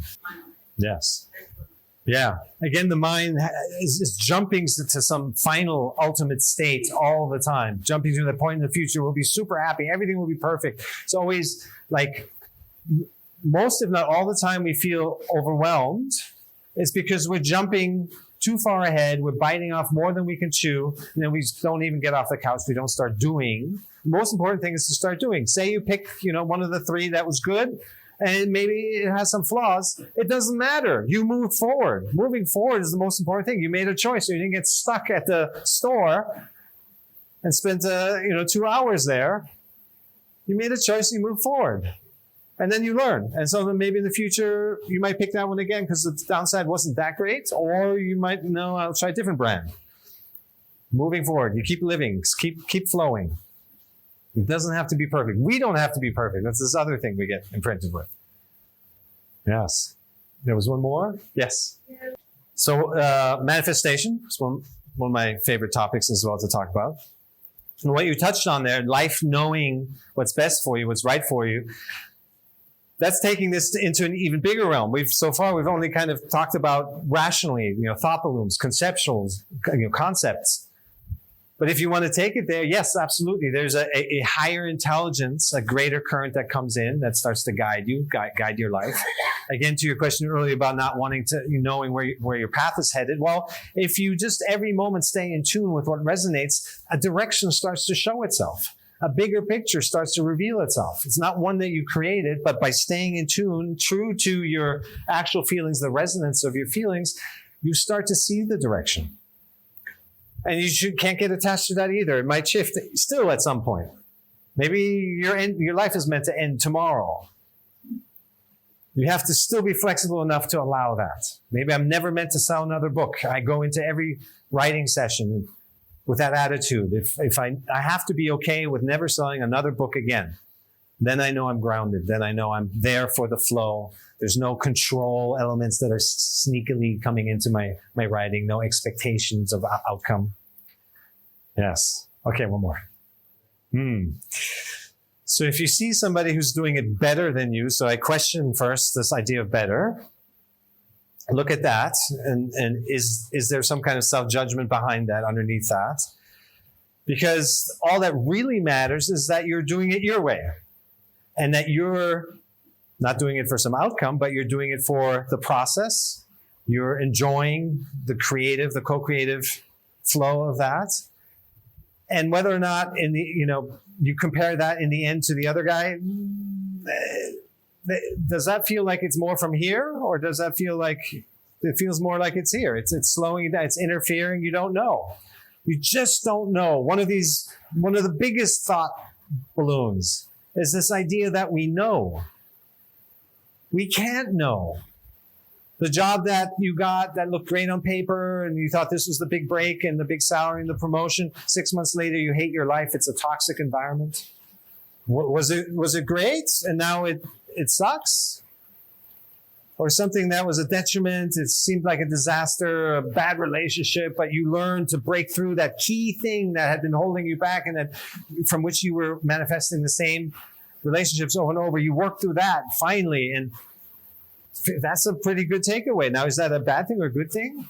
You can take this into the absurd and say, brushing your teeth for an extra 5 seconds 10 years ago determines at what point you're going to cross this busy intersection 10 years from now, and whether you get hit by a truck or not. We can't know anything. It's a complete illusion that we know anything. We can only let ourselves experience Take away the resonance of it, respond, take action, keep rolling, keep moving forward. And to say this is good or bad, this is right or wrong, this is for or against me, this is true or false, it's an illusion. It's a mental part of that controlling aspect of the mind.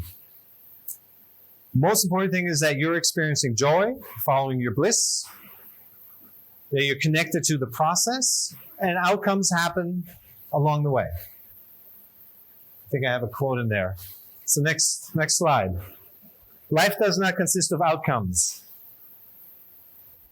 Outcomes happen while living. Emotions, similarly, are fleeting. They naturally come and go. So this whole construct of living for outcomes, living for bigger emotions, it's all fickle and, dare I say, a dead end. Doesn't lead to anywhere. It leads to learning, it leads to contrast, it leads to a lesson. And in fact, most of the things we experience don't resonate, pointing us to the things that do. So there's value in everything, every experience. But with some awareness, more awareness, you can be on the fast track of life and not have to manifest from fear, lack, control, frustration, and lack of love, and create these big life situations only to learn the lesson. You can work on that and resolve and dissolve it now, or lessen it, and not have it be such a subconscious driving factor. Carl Jung said, until we make the unconscious conscious, it drives our life and we call it fate. So what makes life meaningful? Step one is recognizing that life is continuous. You cannot isolate one moment and say it's good, it's bad, it's right, it's wrong, and amplify it and linger, missing out on most of your life. Every bit of awareness, every bit of presence of learning to respond to what's here, learning to show up, is actual life gained back. I did the math once. I think 5 or 10% less reactivity translates into 7 years of more life. So we work so hard to have these successful careers and outcomes and take care of our bodies and mental health and all that, but rarely does anybody talk about how much time we spend lost in thought. And that's actual real gain of living time if you can come out of that. It translates into, you can do the math yourself. If you spend 2/3 of your day lost in thought, how does 10%, how much more time do you gain by coming out of it 10%? So 70%, that's 7% per day. Calculate that into hours, multiply it times years of your life. So life is continuous, right? It consists of brushing your teeth, walking your dog, standing at the line at the coffee shop, sitting in traffic, waiting for the light to turn green, sitting in meetings. It's on and on and on and on. Life is continuous. That's not even a breakdown that is small enough. It's every moment that you're there. That is life. Life is happening.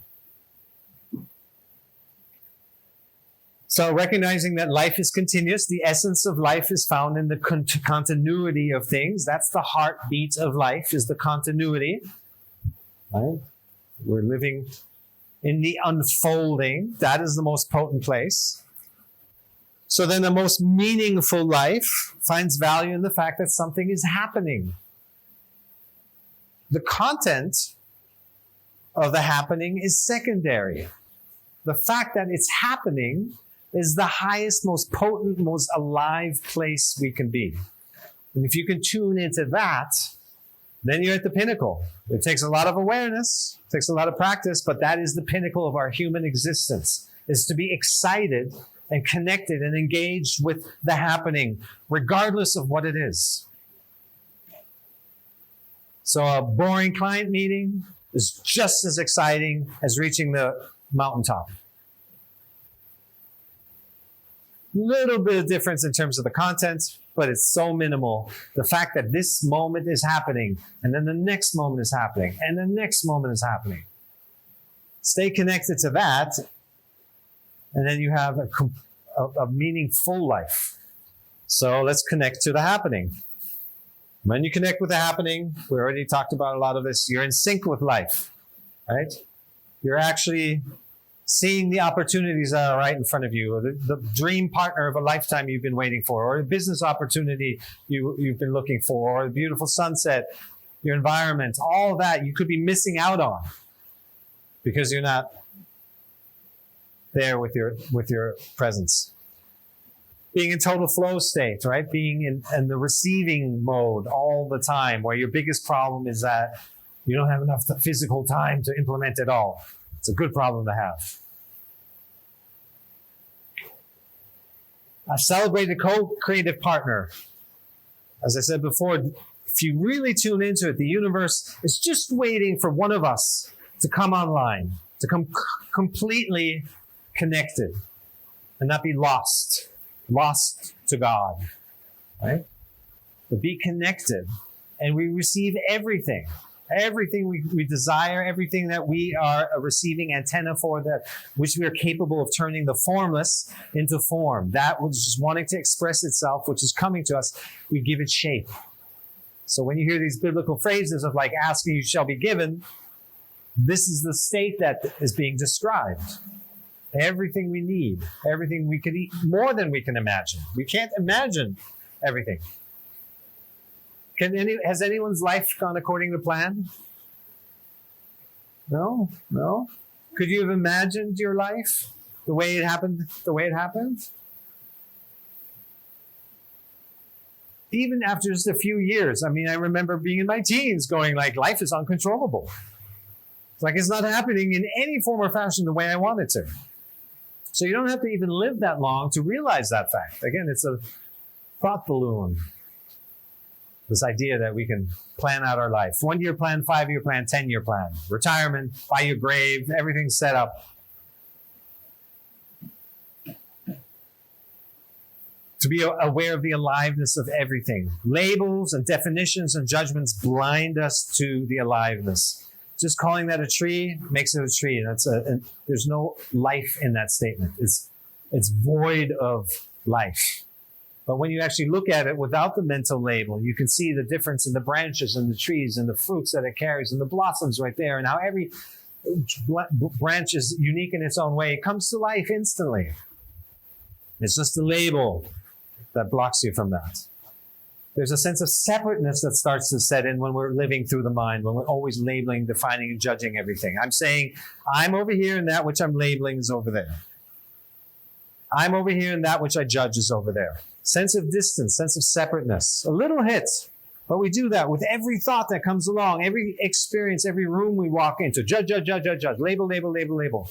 Distance. So no wonder we feel separate, and we can only hate from afar. Brene Brown has a wonderful statement. If you have issues with somebody, move in, get closer, feel their humanity, make them real. You can no longer hate. So the sense of separateness, loneliness, that we're alone, comes from, is an artifact of this constant mental stream of judging and labeling. Letting in the love and the light we talked about. We're just spending so much time and energy, all of our effort, keeping it out. All around us. It's like atmospheric pressure. This love that's wanting to come into our life. And we're working so hard to keep ourselves separate from it. Amazing. And then, yes, experiencing a higher intelligence when we do start to surrender ourselves. And just the flip side in contrast, when we attach ourselves to the content, then we judge things as right or wrong. We compare what is happening to what we think should be happening. We get upset when it doesn't match, and it never does. We linger or amplify. Controlling, predicting everything. We're disconnected from this whole co-creative process. We so quickly dry up. All our inspiration leaves us when we're in the head, when we're in the mind state. So when you feel that coming into your life, you feel stuck. You feel there's no inspiration. You're just dried up. It's not, again, because of you or who you are. Just look at the conditions, look at what you're giving your attention to, look at your focus. Everything is there all the time, the full spectrum of all experiences. Which ones are you tuned to? That's it. We lose touch with the aliveness, experiencing separateness I talked about, and when we're glued, when we're attached to every thought that comes along, good or bad, positive or negative, it makes no difference. This is the roller coaster experience. This is a broader awareness, a broader stream of multiple perspectives, but this is a myopic view of just this belief. When you're lost in thought, when a thought has sucked you in and you're so identified with it, there's nothing else. There's nothing else that exists. You're so glued to this thought. And so then life is up and down and up and down. Yes. Yes. Beautiful question. We haven't touched on that. How to deal with people who are less conscious, who are really, really stuck. And you see that in them. You have that awareness. What do you do? We're going to do a whole workshop on this. And the most important thing is recognize the experience they're seeking to have. Recognize the experience they're seeking to have. Then you can keep yourself out of it. You're not mixing in any judgment. They won't get defensive. You are fully holding space. You're fully supportive. But for this, you need to be out of your own judging mind. You need to have done the work. And then you're just there to fully support them, to move through whatever they need to move through, whatever they're coming to you to feel seen, to feel heard, to express something, to vent. Very rarely, if ever, does anyone come to you because they want you to fix them, because they want you to, solve a problem for them. If that is the case, maybe they'll say it. Maybe you wait a while. Maybe you can offer, are you open for some advice? And you can ease into that. But initially, most of the time, allow them to express themselves in whatever is driving them, the motive behind them showing up. And most of the time, by holding space for them, by not getting engaged, they will hear themselves think and talk. They will come up with their own solutions. You're actually sharing almost like a tractor beam, sharing your flow state with them. And by not getting entangled in their lower judgy state, suck state, they will have insights and actually answer their own question. If you just give them enough space, give them enough room. That happens all the time. And if you do need to, if they do want advice, they might straight out say that. If you're just standing there and you're just, supporting them, I hear you, that's great, and nothing else happens, they might go, well, aren't you going to agree with me? Or aren't you going to, I want some advice, whatever it is, but you're letting it unfold on their terms. And you're not meeting, you're not getting engaged at their level. And that's not meant to be diminishing, condescending at all. But are you sharing your energy space or getting sucked into them, into theirs? So that would be the thing there. I went away for many years to work on myself. I didn't like the way I was raised. Most kids don't. And I had issues with, my parents, and why did they do this and make these decisions and all that very bubble existence. So I went away to work on myself because I just couldn't stand being at home. And then many years later, I came back finally for family events, and I had like a really great family. It was like almost the perfect family. I remember sitting there going, why are they all so great? What's changed? It was me who had changed. I had come out of my judgment of them. I had come out of wanting them to be somebody they're not. Most of our friction with other people comes from wanting them to be somebody they're not. More specifically, we want them to be like us. We want them to validate our opinions and our decisions or non-decisions and our views and perspectives and likes and dislikes. We're projecting ourselves onto everything and everyone around us.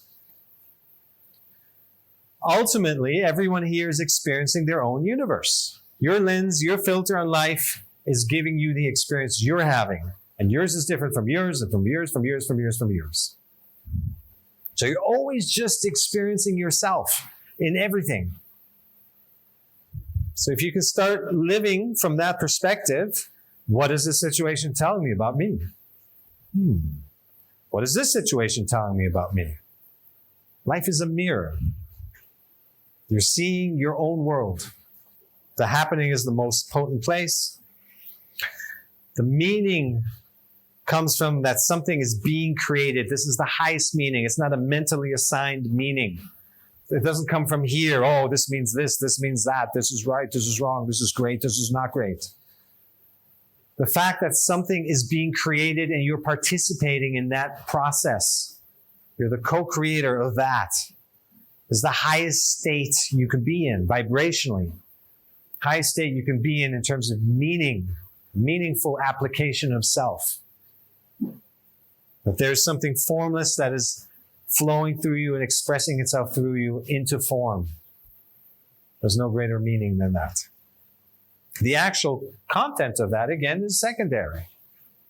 It'll be as pure as you are with yourself. It'll be as aligned as you can be. As much as you are in tune with your conscience. Right? That's what awareness really takes us to, a place of living by your conscience. And when you can no longer go against your conscience because you can only treat others the way you treat yourself. You can only love others, like we said, to the degree that you love yourself. So it all begins and ends with ourselves. It's not a sad statement. We die alone, and that's because it's been our journey. Born alone, die alone. And we're here to just become more aware of ourselves until we realize there is no self. Right? And then we get to a place of more unity consciousness. So, this is the mega list. To connect with what's with the happening, you must be in full acceptance of who and where you are. Acceptance compels action. At first, that sounds like a paradox, but a lot of things sound like a paradox to the mind. The mind thinks that by accepting something you don't like, you're making it permanent. But that's not how energy works. What you resist persists, right? When you judge something, when you label things, you're keeping an energetic equation in place. Nothing is free to flow. So by resisting my family, I was keeping them stuck. I was keeping them the way they are, the way I don't actually like them to be. I was 50% of part of that equation. By removing my half of it, they were allowed to flow suddenly. So accepting is the quickest path, the path of least resistance through all of life, through the earliest evolutionary stages, all the way to the end of full enlightenment, if you want to call it that. Acceptance is the quickest path. And if you tune into that, you can feel why. As soon as you accept something, you're no longer entangled with it in resisting energy, and it frees you up and moves you forward just a little bit. And suddenly you have energy and attention available because it's been freed up. You're no longer in resistance, and it's energy and attention to take action, to actually make changes. The part that you didn't like, you had to accept first, though, in order to move beyond it. Now you're free to take action. And you take even more action, more inspired action than ever before, because none of your energy is being absorbed by the resistance to the old. So accept. I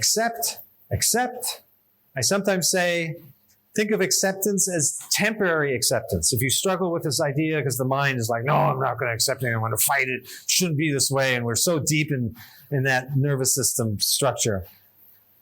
Try temporary acceptance. Just for a moment, I'm going to accept my life or this situation, whatever it is that you're upset about, unhappy about. I'm just going to accept it for a brief moment. That brief moment is enough often to infuse a breath of fresh air, new light, the light of your own consciousness and awareness, and it moves you forward just a little bit. Again, the most important thing is just to move forward just a little bit. Clarity in action. Got to be free of conditioned beliefs. So self-inquiry. The ancient Greeks already had that on their monuments. Know thyself. Just keep reflecting, keep journaling, keep finding good people that can be mirrors to you. You're always only experiencing yourself, remember? There's nothing outside of you. So take that information and work with it. Stop fighting it. You're just fighting yourself anyway. If you think you're fighting the world, you're actually fighting the way you see the world. So just work with the feedback, be the student. You have this beautiful reflection that's coming back at you all the time, and see what parts you need to work on.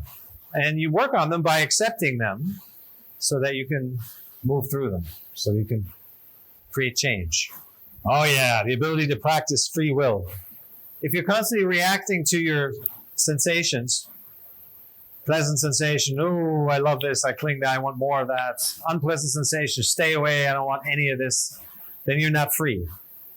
What free will refers to is the ability to discern. A thought comes along, yeah, that one doesn't feel so right, I'm going to let that one go. Another thought comes along, that one's inspiring, that one's beneficial, I'm going to engage with that one. That's free choice, that's actual free will. And all thoughts come with feelings. So as these thoughts come along, what gives you a sense of this is a positive thought or a negative thought is, of course, the sensation in your body. You allow that to flow through you. That's part of this mechanism. They're connected. And so now you're flowing and you're getting feedback, resonate, doesn't resonate. And that becomes your guidance system in life. So simple. Able to feel your feelings fully, right? We think we feel our feelings. And then we realize, when we look a little closer, that we've been reacting to our feelings. We've been interfering with our feelings our whole life. We've never actually felt our feelings. And then the first time you practice this and you start feeling your feelings, you realize that's not very intense at all. Feelings are just like this. I mentioned before how people often get upset because they feel like they're no longer human. That just feeling this isn't as big and exciting and exhilarating as what they're used to. You're right. It's not as big and exhilarating. But you only want the highs without the lows, and that doesn't work. So if you don't want this roller coaster life, if you want a clear, calm, consistent response that isn't just attached to the sensations of feelings themselves, but taking on a wider perspective, your purpose comes into play. Where do you give back from to this world? You've healed yourself. Now you can actually be of service. That's ultimately what really feeds your soul. Again, the mind thinks I have to accumulate, I have to achieve, I have to get things, I have to own things. Then I'll be valuable. Then I'll be worth something. It fills you temporarily at best, and then it's gone again. So it's a losing battle. But there's giving that nurtures your soul, nurtures your heart, nurtures your being in a full way that stays there, doesn't go away. In fact, you want to give yourself more and more and more fully, because then that is a way of life. That is a state of being. And that is the state of being in pure love.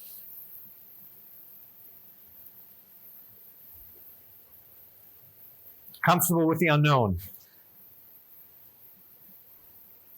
Next time you have a conversation somewhere, or you think of something that you don't know, resist the urge to reach for your device and look it up. Just for a minute. Notice what it feels like to not know, because that's the state of pre-mind.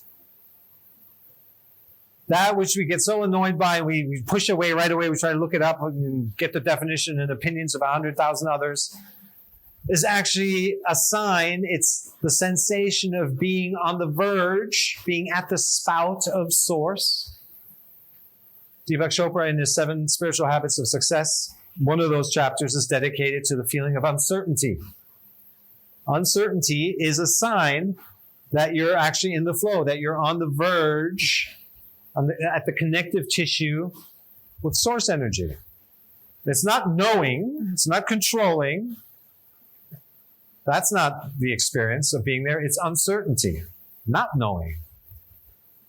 And actually, I found with myself and others that this feeling of uncertainty, of not knowing, is a million times, I can't put a number on it, a million times more exciting than the knowing itself. Once you kind of tune into that, become more aware, energy attuned, you realize to know, everything, it sucks. It becomes stale. It becomes old. It's like no longer alive to know things. And to think that I've been living my life from this set of knowledge that I had. And to think that the only way I can create change is to know more and add to this stale bucket of deadness. When there's an infinite supply of unknown source, inspiration, ideas, downloads, formless, wanting to express itself in this dimension that's there at all times. We just have to tune ourselves to it, create the right environment for ourselves to live in this space. So I have a concrete example, and it's tongue-in-cheek, but all of this debate that I hear of the origins of the universe, the Big Bang, where does it all come from, all these different theories, all these scientists going at it one another. I have the solution to this problem, and you'll hear it here for the first time. So it's the solution to figuring out what started all this universe is to let go of the need to know. That's what's driving all the mania. This constant need to know. Well, what does that do? Then you know something. Most of the things that we know aren't even our own anyway. We read them in the book. We heard about them. We watched the video. It's somebody else's experience. Even the teacher probably didn't experience it because they didn't walk on the moon. They're also just learning through second, third, fourth, 10th, 20th hand. So you can only really know what you've actually experienced, which is the spiritual path and self-realization path. Why consciousness, greater consciousness, hasn't taken hold on the planet.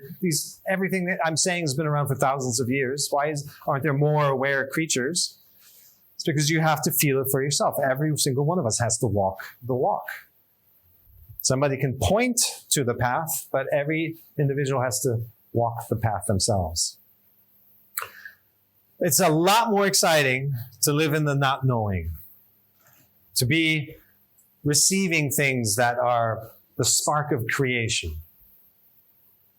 Again, you can just try it out for yourself in simple ways to get it, what that feels like. What does it feel like when you may interpret it as uncertainty at first, and because we've been conditioned a certain way. Don't give up. Stay with the feeling of uncertainty. Allow that to settle. Notice what that feels like. Know that you are at the cusp of being in receiving mode when you don't know. And then when you fulfill that knowing need to drive and you go look something up, notice what that feels like.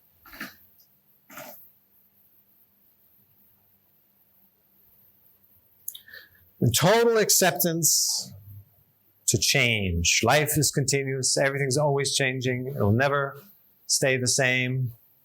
It's a fundamental Buddhist principle, anicca, impermanence of life, transitory nature.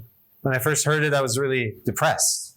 I was like, well, everything comes and goes. The people I love will not last forever. The things I create won't last forever. It sounds depressing at first. Of course, there's a deeper wisdom behind it, and that is the attachment to things, thinking that they are permanent or need to be permanent, that's what leads to suffering.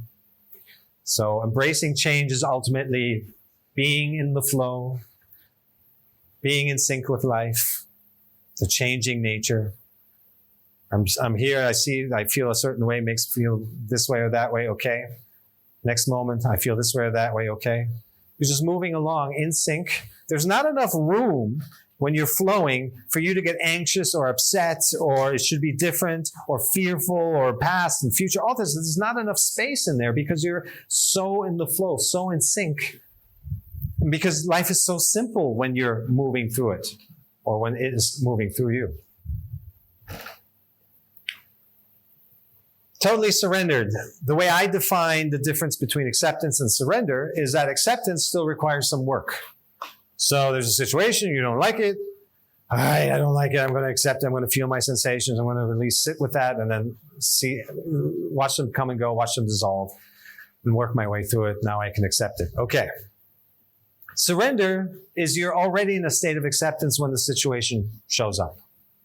So you've done enough of the acceptance work so that as life unfolds and you unfold with it, as things arrive, there's no longer any resistance and any work involved. You're already seeing it as it is. I'm like, oh, okay, this is the new reality. And then this is the next reality. Let's see what happens next. You can actually get into curiosity mode. Let's see what happens next. Oh, this is fascinating. On the drive over to the session, there were so many obstacles you couldn't imagine. The road that was usually leading straight, where there was construction at the tail end, and not that it occurred to anyone to put a sign, no through at the beginning of it. Turning around was a disaster. People carrying, bricks and boards on their scooters were blocking. It was just unbelievable. And when you're in this mindset, then you're like, wow, I can't wait to see what happens next. What else is life going to throw at me? Because this is unbelievable. And you'd have every reason to be upset. Most people would respond in this way. But you can move through these situations as smoothly as possible. This is great that you had to turn around and avoid this and balance on that little threadway to let other people pass and all that stuff. It's okay. It's okay. We got through it the quickest path possible. But it could be a big disaster. It could be a whole thing like this. And you experience a lot of that here, maybe because of infrastructure, maybe because of the culture and other reasons, and miscommunication, that things don't happen the way you thought. I've never seen a place where your plan for the day is so guaranteed to not happen as this place. It's amazing. You almost want to play with that. Okay, I'm going to trick the energies in here. I'm going to plan something completely different so that when it does happen, it's what I originally wanted. Do the opposite. Able to experience without judgment. Again, just be pure and clean in your own system, and then you can bring that experience to others. And you're able to hear and follow your intuition clearly. And then lastly, totally in love with being yourself. This is what life asks of us. This is what we've been tasked to do. We think we have to do this, we have to do that, we can't get it all done, there's not enough time, we're not good enough. All this you can brush aside. Our only task is to learn to love ourselves. That will take us out of ourselves, out of the identification with ourselves, into that pure love that isn't attached, that isn't conditional. What a great contract. What a great environment. What a great experiment to be part of. If that's our only objective, that's all we're meant to do here. And if you can orient that, use that as your North Star, and orient everything you're doing towards that, everything else falls into place. You don't have to guess anymore. You don't have to wonder. You don't have to go too far down some path because you've got this leading principle to guide you. Does this contain love? What is this saying about me? My love for myself? Because this is how I treat others. So, beautiful question. I'll pick out some of the phrasing that stands out. So, the plan that is important, how important is it? You kind of alluded to it yourself, is like the need, or you think what you need, how important is that? This place has a way of elevating your sense of nothing's important enough because you're just being resistance to nothing ever going your way. And so other places they still give you the illusion of control, perhaps, because things are more predictable in that way. And so you stay mired in the mind longer and more thoroughly. And that's okay too. It'll just create more contrast and it'll take longer. But we were all in those environments, all of us here, and then that eventually catapulted us out of that to a place like this. And just to realize that nothing's important enough in this world. Nothing that happens.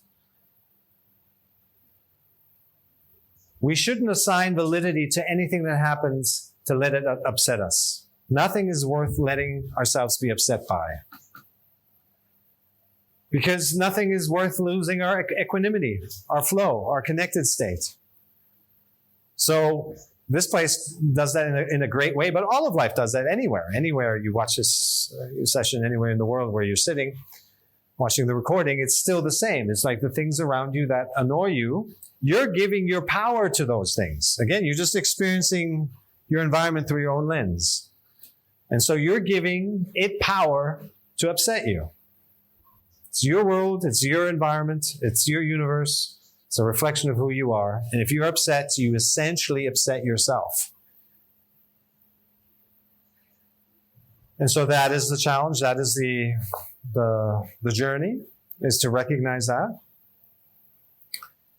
And to have enough awareness and tools to work through that when that happens, when we notice, we feel triggered, to realize this isn't the world annoying us, but rather, what can I do to accept the trigger? So accept the feeling. And through acceptance of the feeling, it actually releases the wiring, the judgy wires in your nervous system. So it's essentially what the Buddha taught us, is how do you break that signal chain? The sensory input. Say you smell smoke. Person A smells smoke.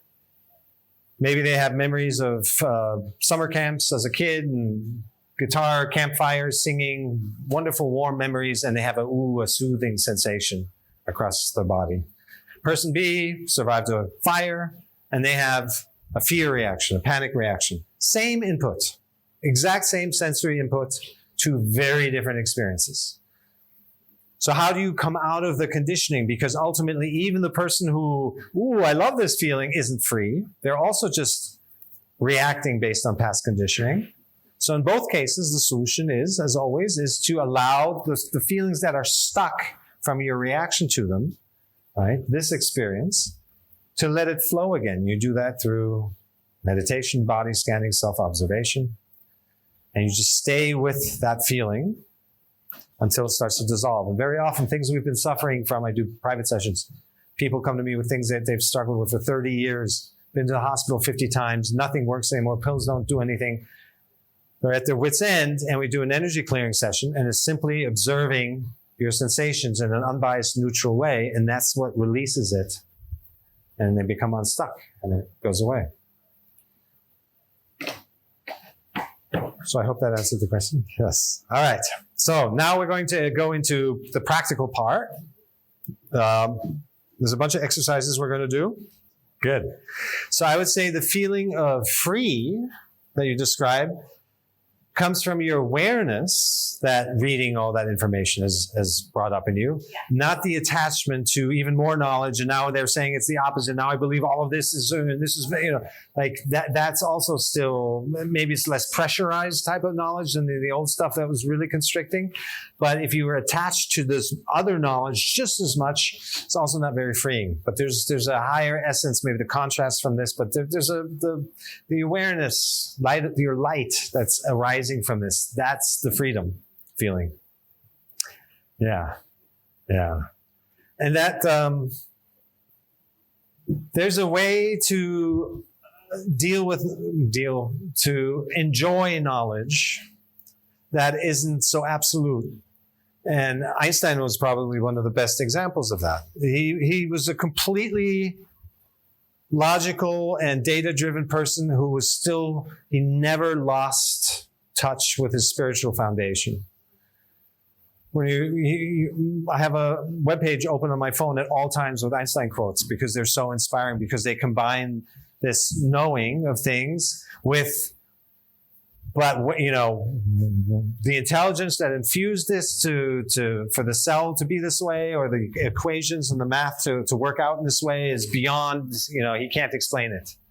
So there's that awareness there. So even scientists and mathematicians, or anywhere, in any profession, they will interpret the data, the knowledge, based on their level of awareness. And you have a very aware scientists. They will make use of that information beautifully in a practical way, but never lose their head and their ego or whatever in this is absolute in some way. And those who are less aware will. And so here we go through life. Everyone is on their journey. Yeah. As you're reading other material, just stay in tune with what that feels like. Again, it's like, this is expanding me. This is uplifting me. This is opening buds. that ultimately are already in you. So you're only recognizing something that's already there, and then reading this information is sparking the germination of that. Whereas you're not adding anything to you, like that you're missing. So so it's yeah, exactly. And that's a beautiful experience to feel your own blossoming. Yeah, good. So for that, it's great. Keep doing that. And if for some reason you're reading stuff that is too absolute and it's too constricting and it's like so one-dimensional, then you'll feel that. Yeah. And you're like, nope, not for me. And then somebody else may enjoy that because of the station of life that they're at. So it's all good. Yeah, good. So that's why therapists in the West are required to have their own therapist, because the transference is the term of energy from the patients spilling over into your own field. What I said before, if you've really perfected the staying on their side of the experience, if you can really stay contained within yourself, but you're recognizing the experience they're seeking to have in the way they're describing and expressing themselves, you'll have very little spillage, very little mix-up. You're not running anything they're saying through your own filters because nothing triggers you. So it's how do you visualize it? Either their energy kind of goes through you, or it bounces off, or you just stay completely out of it. Doesn't matter how you visualize it. But the more work you've done on yourself, the cleaner your own system, less you operate on labels, definitions, judgments, all this stuff, knowledge from your degree, because this is the way it is, and this is what they told me, all this, blind stuff. The less of that, the more you can stay with them, the less spillage there's over to you. There will just be less drain on your energy field. And there'll still be some, that's okay. But, you'll have your own practice in place, maybe meditate or walks in nature or supportive partner to hear each other out. And so as long as it's not burning you out completely, then you're in a good place, and just keep working on your own, this part.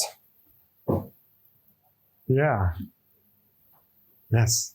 Well, we live in a world that is constantly looking to elicit a reaction from us, good and bad, right and wrong. It's constantly saying more knowledge, learn more degrees, more to advance yourself up that ladder. You have to, these credentials and so forth.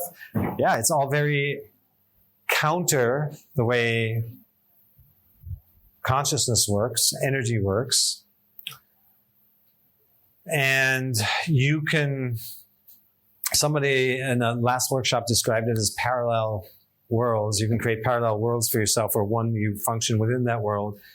And then you have a parallel space where you are working on yourself. You're doing your own work that may be in conflict if you were to bring it into that space. But for the time being, you create that space where you work on yourself. And then you can either bring that back into the space and invoke change from within, which is often the most powerful place to create change, is from within.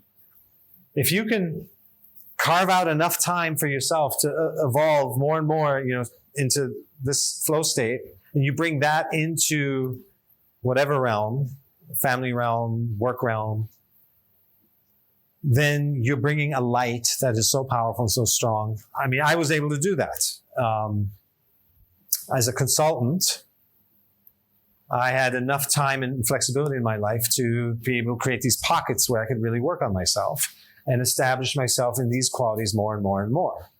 And more and more and more and more, people hired me not for my skills, but for my presence, for my energy, for my solution-orientedness, for my clarity of thought, for my calm when everyone in the room was in uproar, for all these skills that are not the tech skills that I had. There were others who had those tech skills, but they hired me because I was able to bring the pre-mind state. And so carve out enough time to be able to do that, and then you can go into those environments. I know people who take a year off as a sabbatical, or between jobs, you have some time. Some countries offer like a whole personal development chapter that I think Austria, you can take a year off to go work on yourself. It's amazing. You have to prove that you're taking classes just like this. I'm not sure if they get paid, but maybe a portion.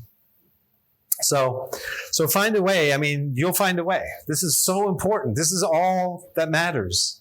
And then how you apply yourself, the definition of purpose, right? That's secondary. But you can only apply yourself, bring the light that you're able to cultivate in yourself. And you bring that wherever you go. People come to me and say, I'm tired, I'm stuck, I want to quit my job, I want to move to a different city, I want to leave this relationship or go to a tropical island. And the answer is always no, wait. Learn to do what you're already doing from this state. And then you'll see. Maybe it isn't the right job for you. Maybe it isn't the right city or the relationship. But first, learn to do what you're doing this way. Because if you're living from the mind, everything will turn into hell and chaos eventually. Everything will not be right. It'll be full of friction and you'll wind up just in resistance. So learn to do what you're currently doing from this place, and then you'll see whether you do need to make some other changes. You could be an amazing team lead, an amazing role model in your company, and just this one thing like imposter syndrome is blocking you. And it's just, I don't deserve this, and all this stuff goes back to formative years and our upbringing. And if you haven't resolved that in you, the dread can keep you from inspiring others and helping a company provide great service or products. The effect of this is ripples through your entire environment. You bring yourself wherever you go. Yeah. All right. Okay. So let's active listening. The important part here is the listener is to notice any judgmental thoughts, do I believe this? I don't believe this. Is this right? Is this wrong? Whatever it may be, just notice your mind activity as you're listening to the other person. So share, we talked about earlier, asked whose life has gone according to plan? Nobody's. So the speaker just share how your life didn't go according to plan. It's a fun thing to talk about. And the other person just listen with active listening without judging, noticing any activity. Subconsciously, everyone is attuned to energy. So even people that are less energy aware, less aware consciously, they can tell if you're somewhere at some level, if you're running what they're saying through your own filters. You're not giving them the quality of attention that you can be. And even if they're not fully aware of that, even if they don't say anything, they can feel it. So being a great friend and a great partner, but also a great colleague, a great boss, comes back down to how judgment-free can you hold space for them? Let them be. That is the most healing state for everyone. Let others be, and of course, let yourself be. That letting yourself be is the state of non-resistance. It's a state of acceptance. It's what moves you forward. So practicing letting yourself be, practicing letting others be. It's the greatest gift you can bring to the world. All right, 3 minutes. And I'll call out switch. Yeah, just pick a person next to you. All right. Beautiful. Okay. All right. Yes. So returning back to our, you can stay where you are seated, but we're going to dissolve some triggers now. So maybe when you were sharing about your life happening not according to plan, maybe some things came up for you there. But grab your journaling material.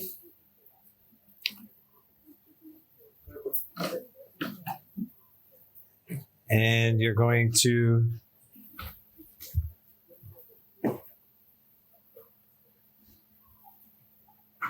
choose a situation that triggered you. What's that? It's a nice exercise. Is it what? A nice exercise. It's a new exercise. Yes. So this new situation. Oh, no, you can use something that came up for you now. Absolutely. Anything that you feel active in your body. So in the sharing, if you felt something come up, use that. But that's the whole point. If there's something else, you can choose something else. But yes. And in your writing, reflective writing, describe what happened and how it made you feel. Now, this is the most important piece, is notice where you feel it. The connection is not between the head and the words that you're writing. Connection is between the words and how they make you feel. Where does it show up in your body? So locating the sensations as you're writing. And when you do feel something come up, pause. Examine its shape, its size, its color. Look at it neutrally in an unbiased way.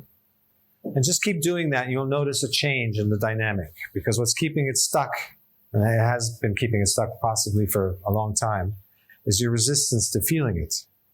But now you're spending unbiased time almost examining it, exploring it like a witness. And that will start to dissolve it and change it. So as you're writing, do that.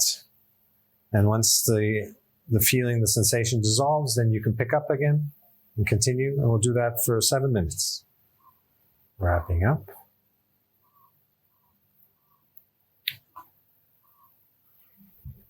And all we're really doing is learning to feel our feelings fully. So we come out of the reactivity to all the stuck energy, the layers from over the ears.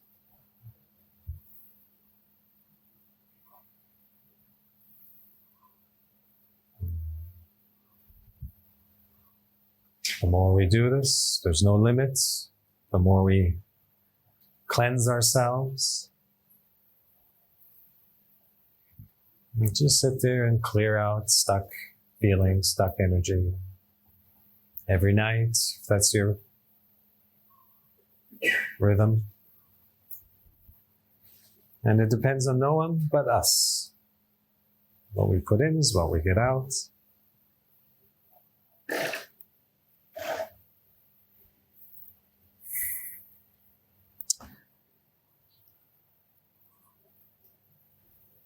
Let's spend a few minutes doing a positive reframe on this. Now that we've released the energy, or partially at least. So everyone experienced some shift in their energy field? Yes? Yeah? Good. Now we're reflecting on whatever you wrote about and seeing how you actually learned from it, from what you grew, how it made you grow. Just spend a few minutes seeing the value of this lesson, that it was a reflection of you and what you needed to learn.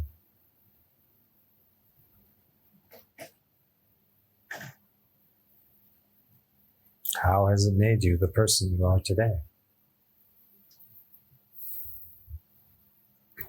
All right, wrapping up.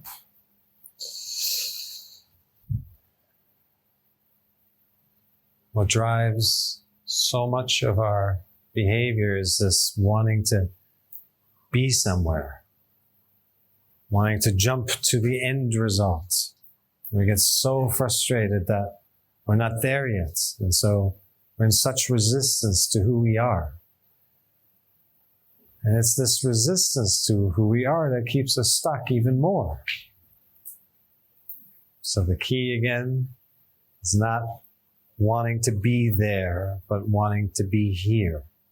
You'll get there. In fact, you'll get there the fastest by wanting to be here. Resistance just slows us down. If you want a barometer of where to start working on yourself, just look at where are you in resistance to who you are right now, where you are right now. And those are your starting points. Work from there, release, that's what moves you forward without even trying. Once you come out of resistance to something, you move past it automatically.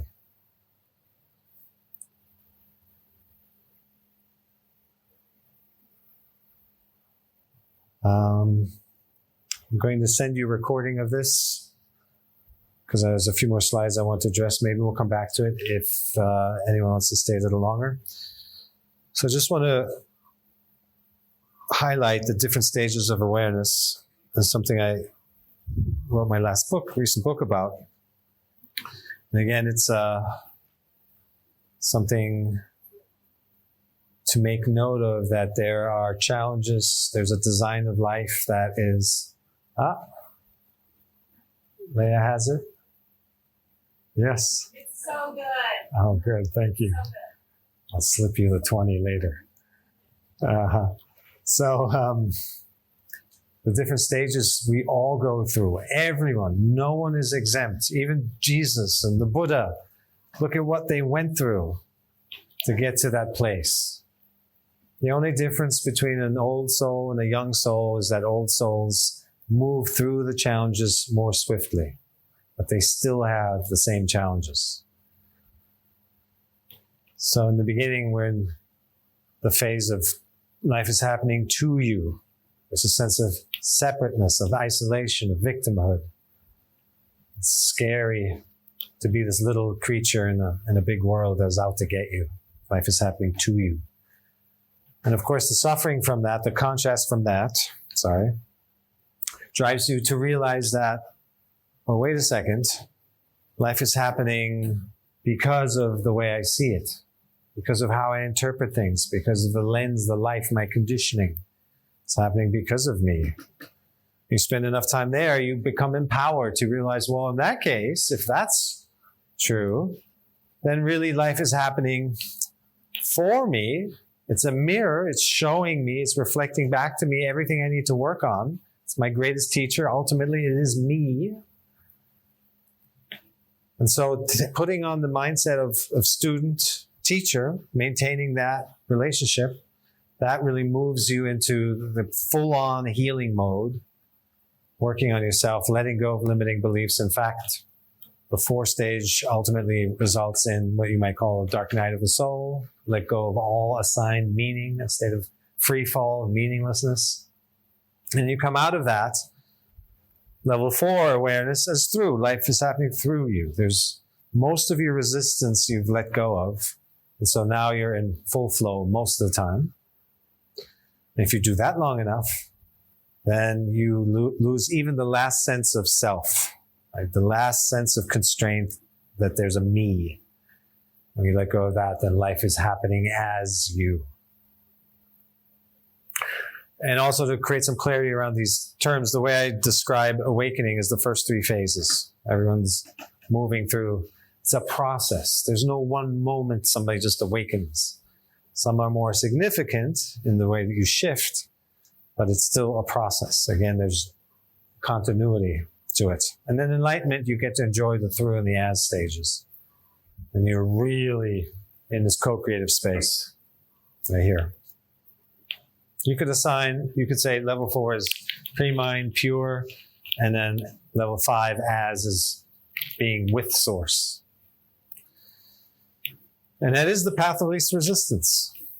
The one quality, the one trait that goes straight through this is acceptance. Acceptance will move us through this sequence the quickest, the path of least resistance, as it says, no resistance. So here's a exercise. We're going to go over a few minutes. Is everyone okay with that? Yes? Yeah? Okay, good. So looking at your wheel of life, your wheel of awareness, we're not consistently one level of awareness across the board. We could be really aware in our relationship, love life, and completely awful in how we deal with finances. It's never consistently across the board. So these are the 8 areas of life. Give yourself a rating of how aware you are, how much consciousness, levels 1 through 5, as you see here. And then write down what changes you'd like to make to elevate the lowest scores. I'm sorry? Well, just think of in what area are you experiencing more chaos, more troubles, more like blind spots. Things are just happening and you're not really clear on why they're happening. So there's a unconscious manifestation that's happening. And then other areas you're just clear and it's flowing and it's working really well. That would be a high level of awareness. Which one is the highest grade? Five is the highest. Yeah. All fives will be a complete wheel. And then you're rolling. I want to talk about this concept of achievable goals. It's very important. It's very effective and powerful. Again, we tend to get overwhelmed because the mind likes to jump to the end result. And that almost never benefits us. We talk ourselves out of something because it just becomes too overwhelming, too big, too complicated, too much energy is happening, and we never even got off the couch. So when we set ourselves goals, the important thing is to think of that as a contract with yourself. Even if you're promising your partner or your boss or somebody else something, it's ultimately a word with yourself, a contract with yourself. And if you break your word, if you don't keep your promise, yes, there's external ramifications, but the biggest detriment is to yourself. There's no way to build trust or confidence in your own abilities when you keep breaking the contract with yourself that I'm going to do this. So look at everything you say as a promise to yourself, self-efficacy. And the idea is to set goals in those promises that you make with yourself and others that you can 100% guaranteed fulfill. That you can complete what you're saying you're going to do. If you fail, you're just setting yourself back. But if you can set a goal that you know you'll achieve, you're setting a baseline. Okay, this is my word. I can keep this. Makes you feel good about yourself. Next time, you can maybe go a little beyond that. But you've created a baseline from which you can start building and building and building an air of trust in your own skills, in your own ability, in your promises to yourself. It's ultimately a form of, can I trust myself in this world? And you bring that you build, that self-efficacy, to your environment, to others, to friendships and partnerships and work. And that will shine and give you a type of confidence, energy that you're lacking if you're constantly breaking your word. So in those changes that you just described to elevate your consciousness in different areas, break those down into achievable goals. I call it achievable goals. Something you know you can achieve. And the most important piece there, again, is to notice, how does it feel? What's guiding you in setting those goals is the feeling. This feels light, easy. Hell, make it fun. Make it enjoyable. Make it an adventure. As long as it's feeling that way, you know you're going to complete it. Feels great. The passion, the desire will compel you. But if it feels daunting and fearful and doubtful, then you've gone too far. Bring it down, scale it down to where it feels easy, light, fun, at least manageable. But why not make it fun? Life can't be this easy. It can't be this fun. It can be. It is what you make it to be. Releasing stuck feelings and triggers that have been weighing us down. Stale old energy from ancestors. It's not even our own stuff. Making plans that are based on joy and fun and light and ease and letting that guide us. The flexibility contained therein. It can be this easy. It's your life.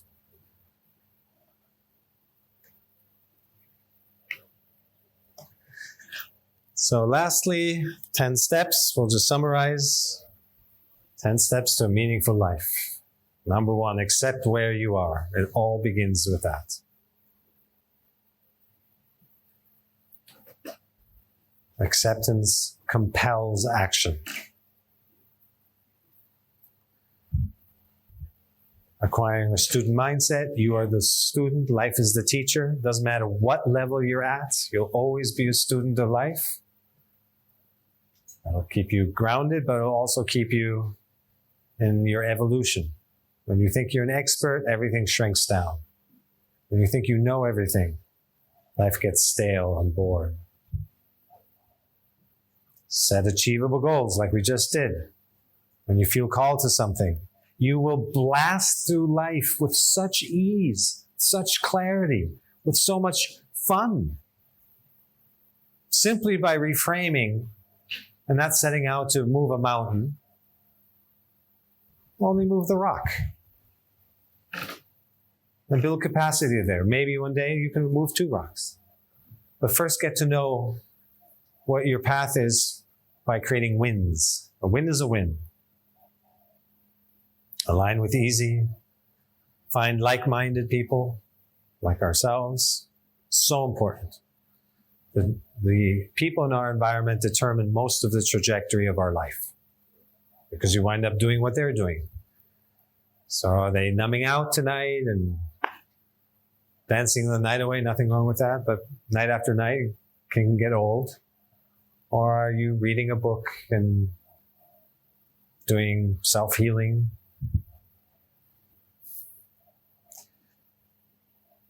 Create a self-help schedule. I used to be a retreat junkie. I was proud of it, but there was always something on my calendar to look forward to, something to give me a boost, something that I could say, okay, I've got my day job, but then there's limited time to do some of the work. But here comes the next event. That'll keep me sane in the meantime and have me looking forward to something. So pack as much in there as you can, as you want. It's also that becomes your tribe. It's where you meet the people that you can actually have conversations like this. Here it's a little more normal overall, but you go back and this type of level of group activity is going to be a rare occasion. Showing up, so helpful and important. We talked about how you can't know anything, how there is no right or wrong, how something that happened then will affect things in the future. You just have no control of these things. It's all just an illusion that think we can control and know things. So what then becomes really important? Well, it's to show up. To show up and see what happens. All those times when you wonder, should I go to this event or I shouldn't? Should I meet with this person? Should I shouldn't? And then you start negotiating. It's probably going to be boring. I can't tell you how many times I went to something that I would have ordinarily have talked myself out of, and then I met a unique contact or a door opened or it was completely different than I expected. Just show up. If you're really tired and you need sleep, that has priority. If be logical and commonsensical in this, but don't talk yourself out of your opportunities. I've opened doors for people that they needed to step through themselves because of the position I was in my career, and they didn't show up. They couldn't step through. You still have to step through. So show up and see what happens, and then if it resonates, say yes. Craft clarity around your gift. We talked about the struggles have shaped you and sharpened you into the tool of life that you are. This becomes your purpose. This becomes the place from which you give back, not the stuff that came easy, not the stuff that you maybe have some natural talent at. It's the stuff you had to dig deep for. That's where you're real. That's where you have confidence and authenticity. Nourish your soul. Very important. Really above everything else.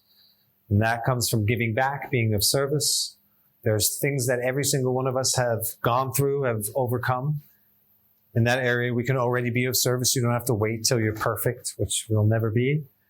But maybe you've dealt with the loss of a loved one, the parent, or learning disabilities in kids, or whatever it is that you can help others who are going through that now, maybe by volunteering one day a month to a local center. And that will nourish you more than anything else. Lastly, be true to yourself. Life falls into place when you are. life really wants us to be here. It wants us as legitimate co-creators of the creation, the ongoing, constant creation of this dimension. And we suffer when we're not. We suffer when we take ourselves off that stage, when we cut ourselves off. And through the suffering, we learn. Eventually, sooner or later, everyone learns to move themselves into a higher realm of awareness. But those who are here, we're on the fast track. We've already been through this lifetime or previous. So some good fortune, some good karma, we find ourselves here. And recognizing that we're not the problem, it's just about creating the conditions so that the intelligence that was with you, part of you, is you from the beginning, can flourish. Thank you.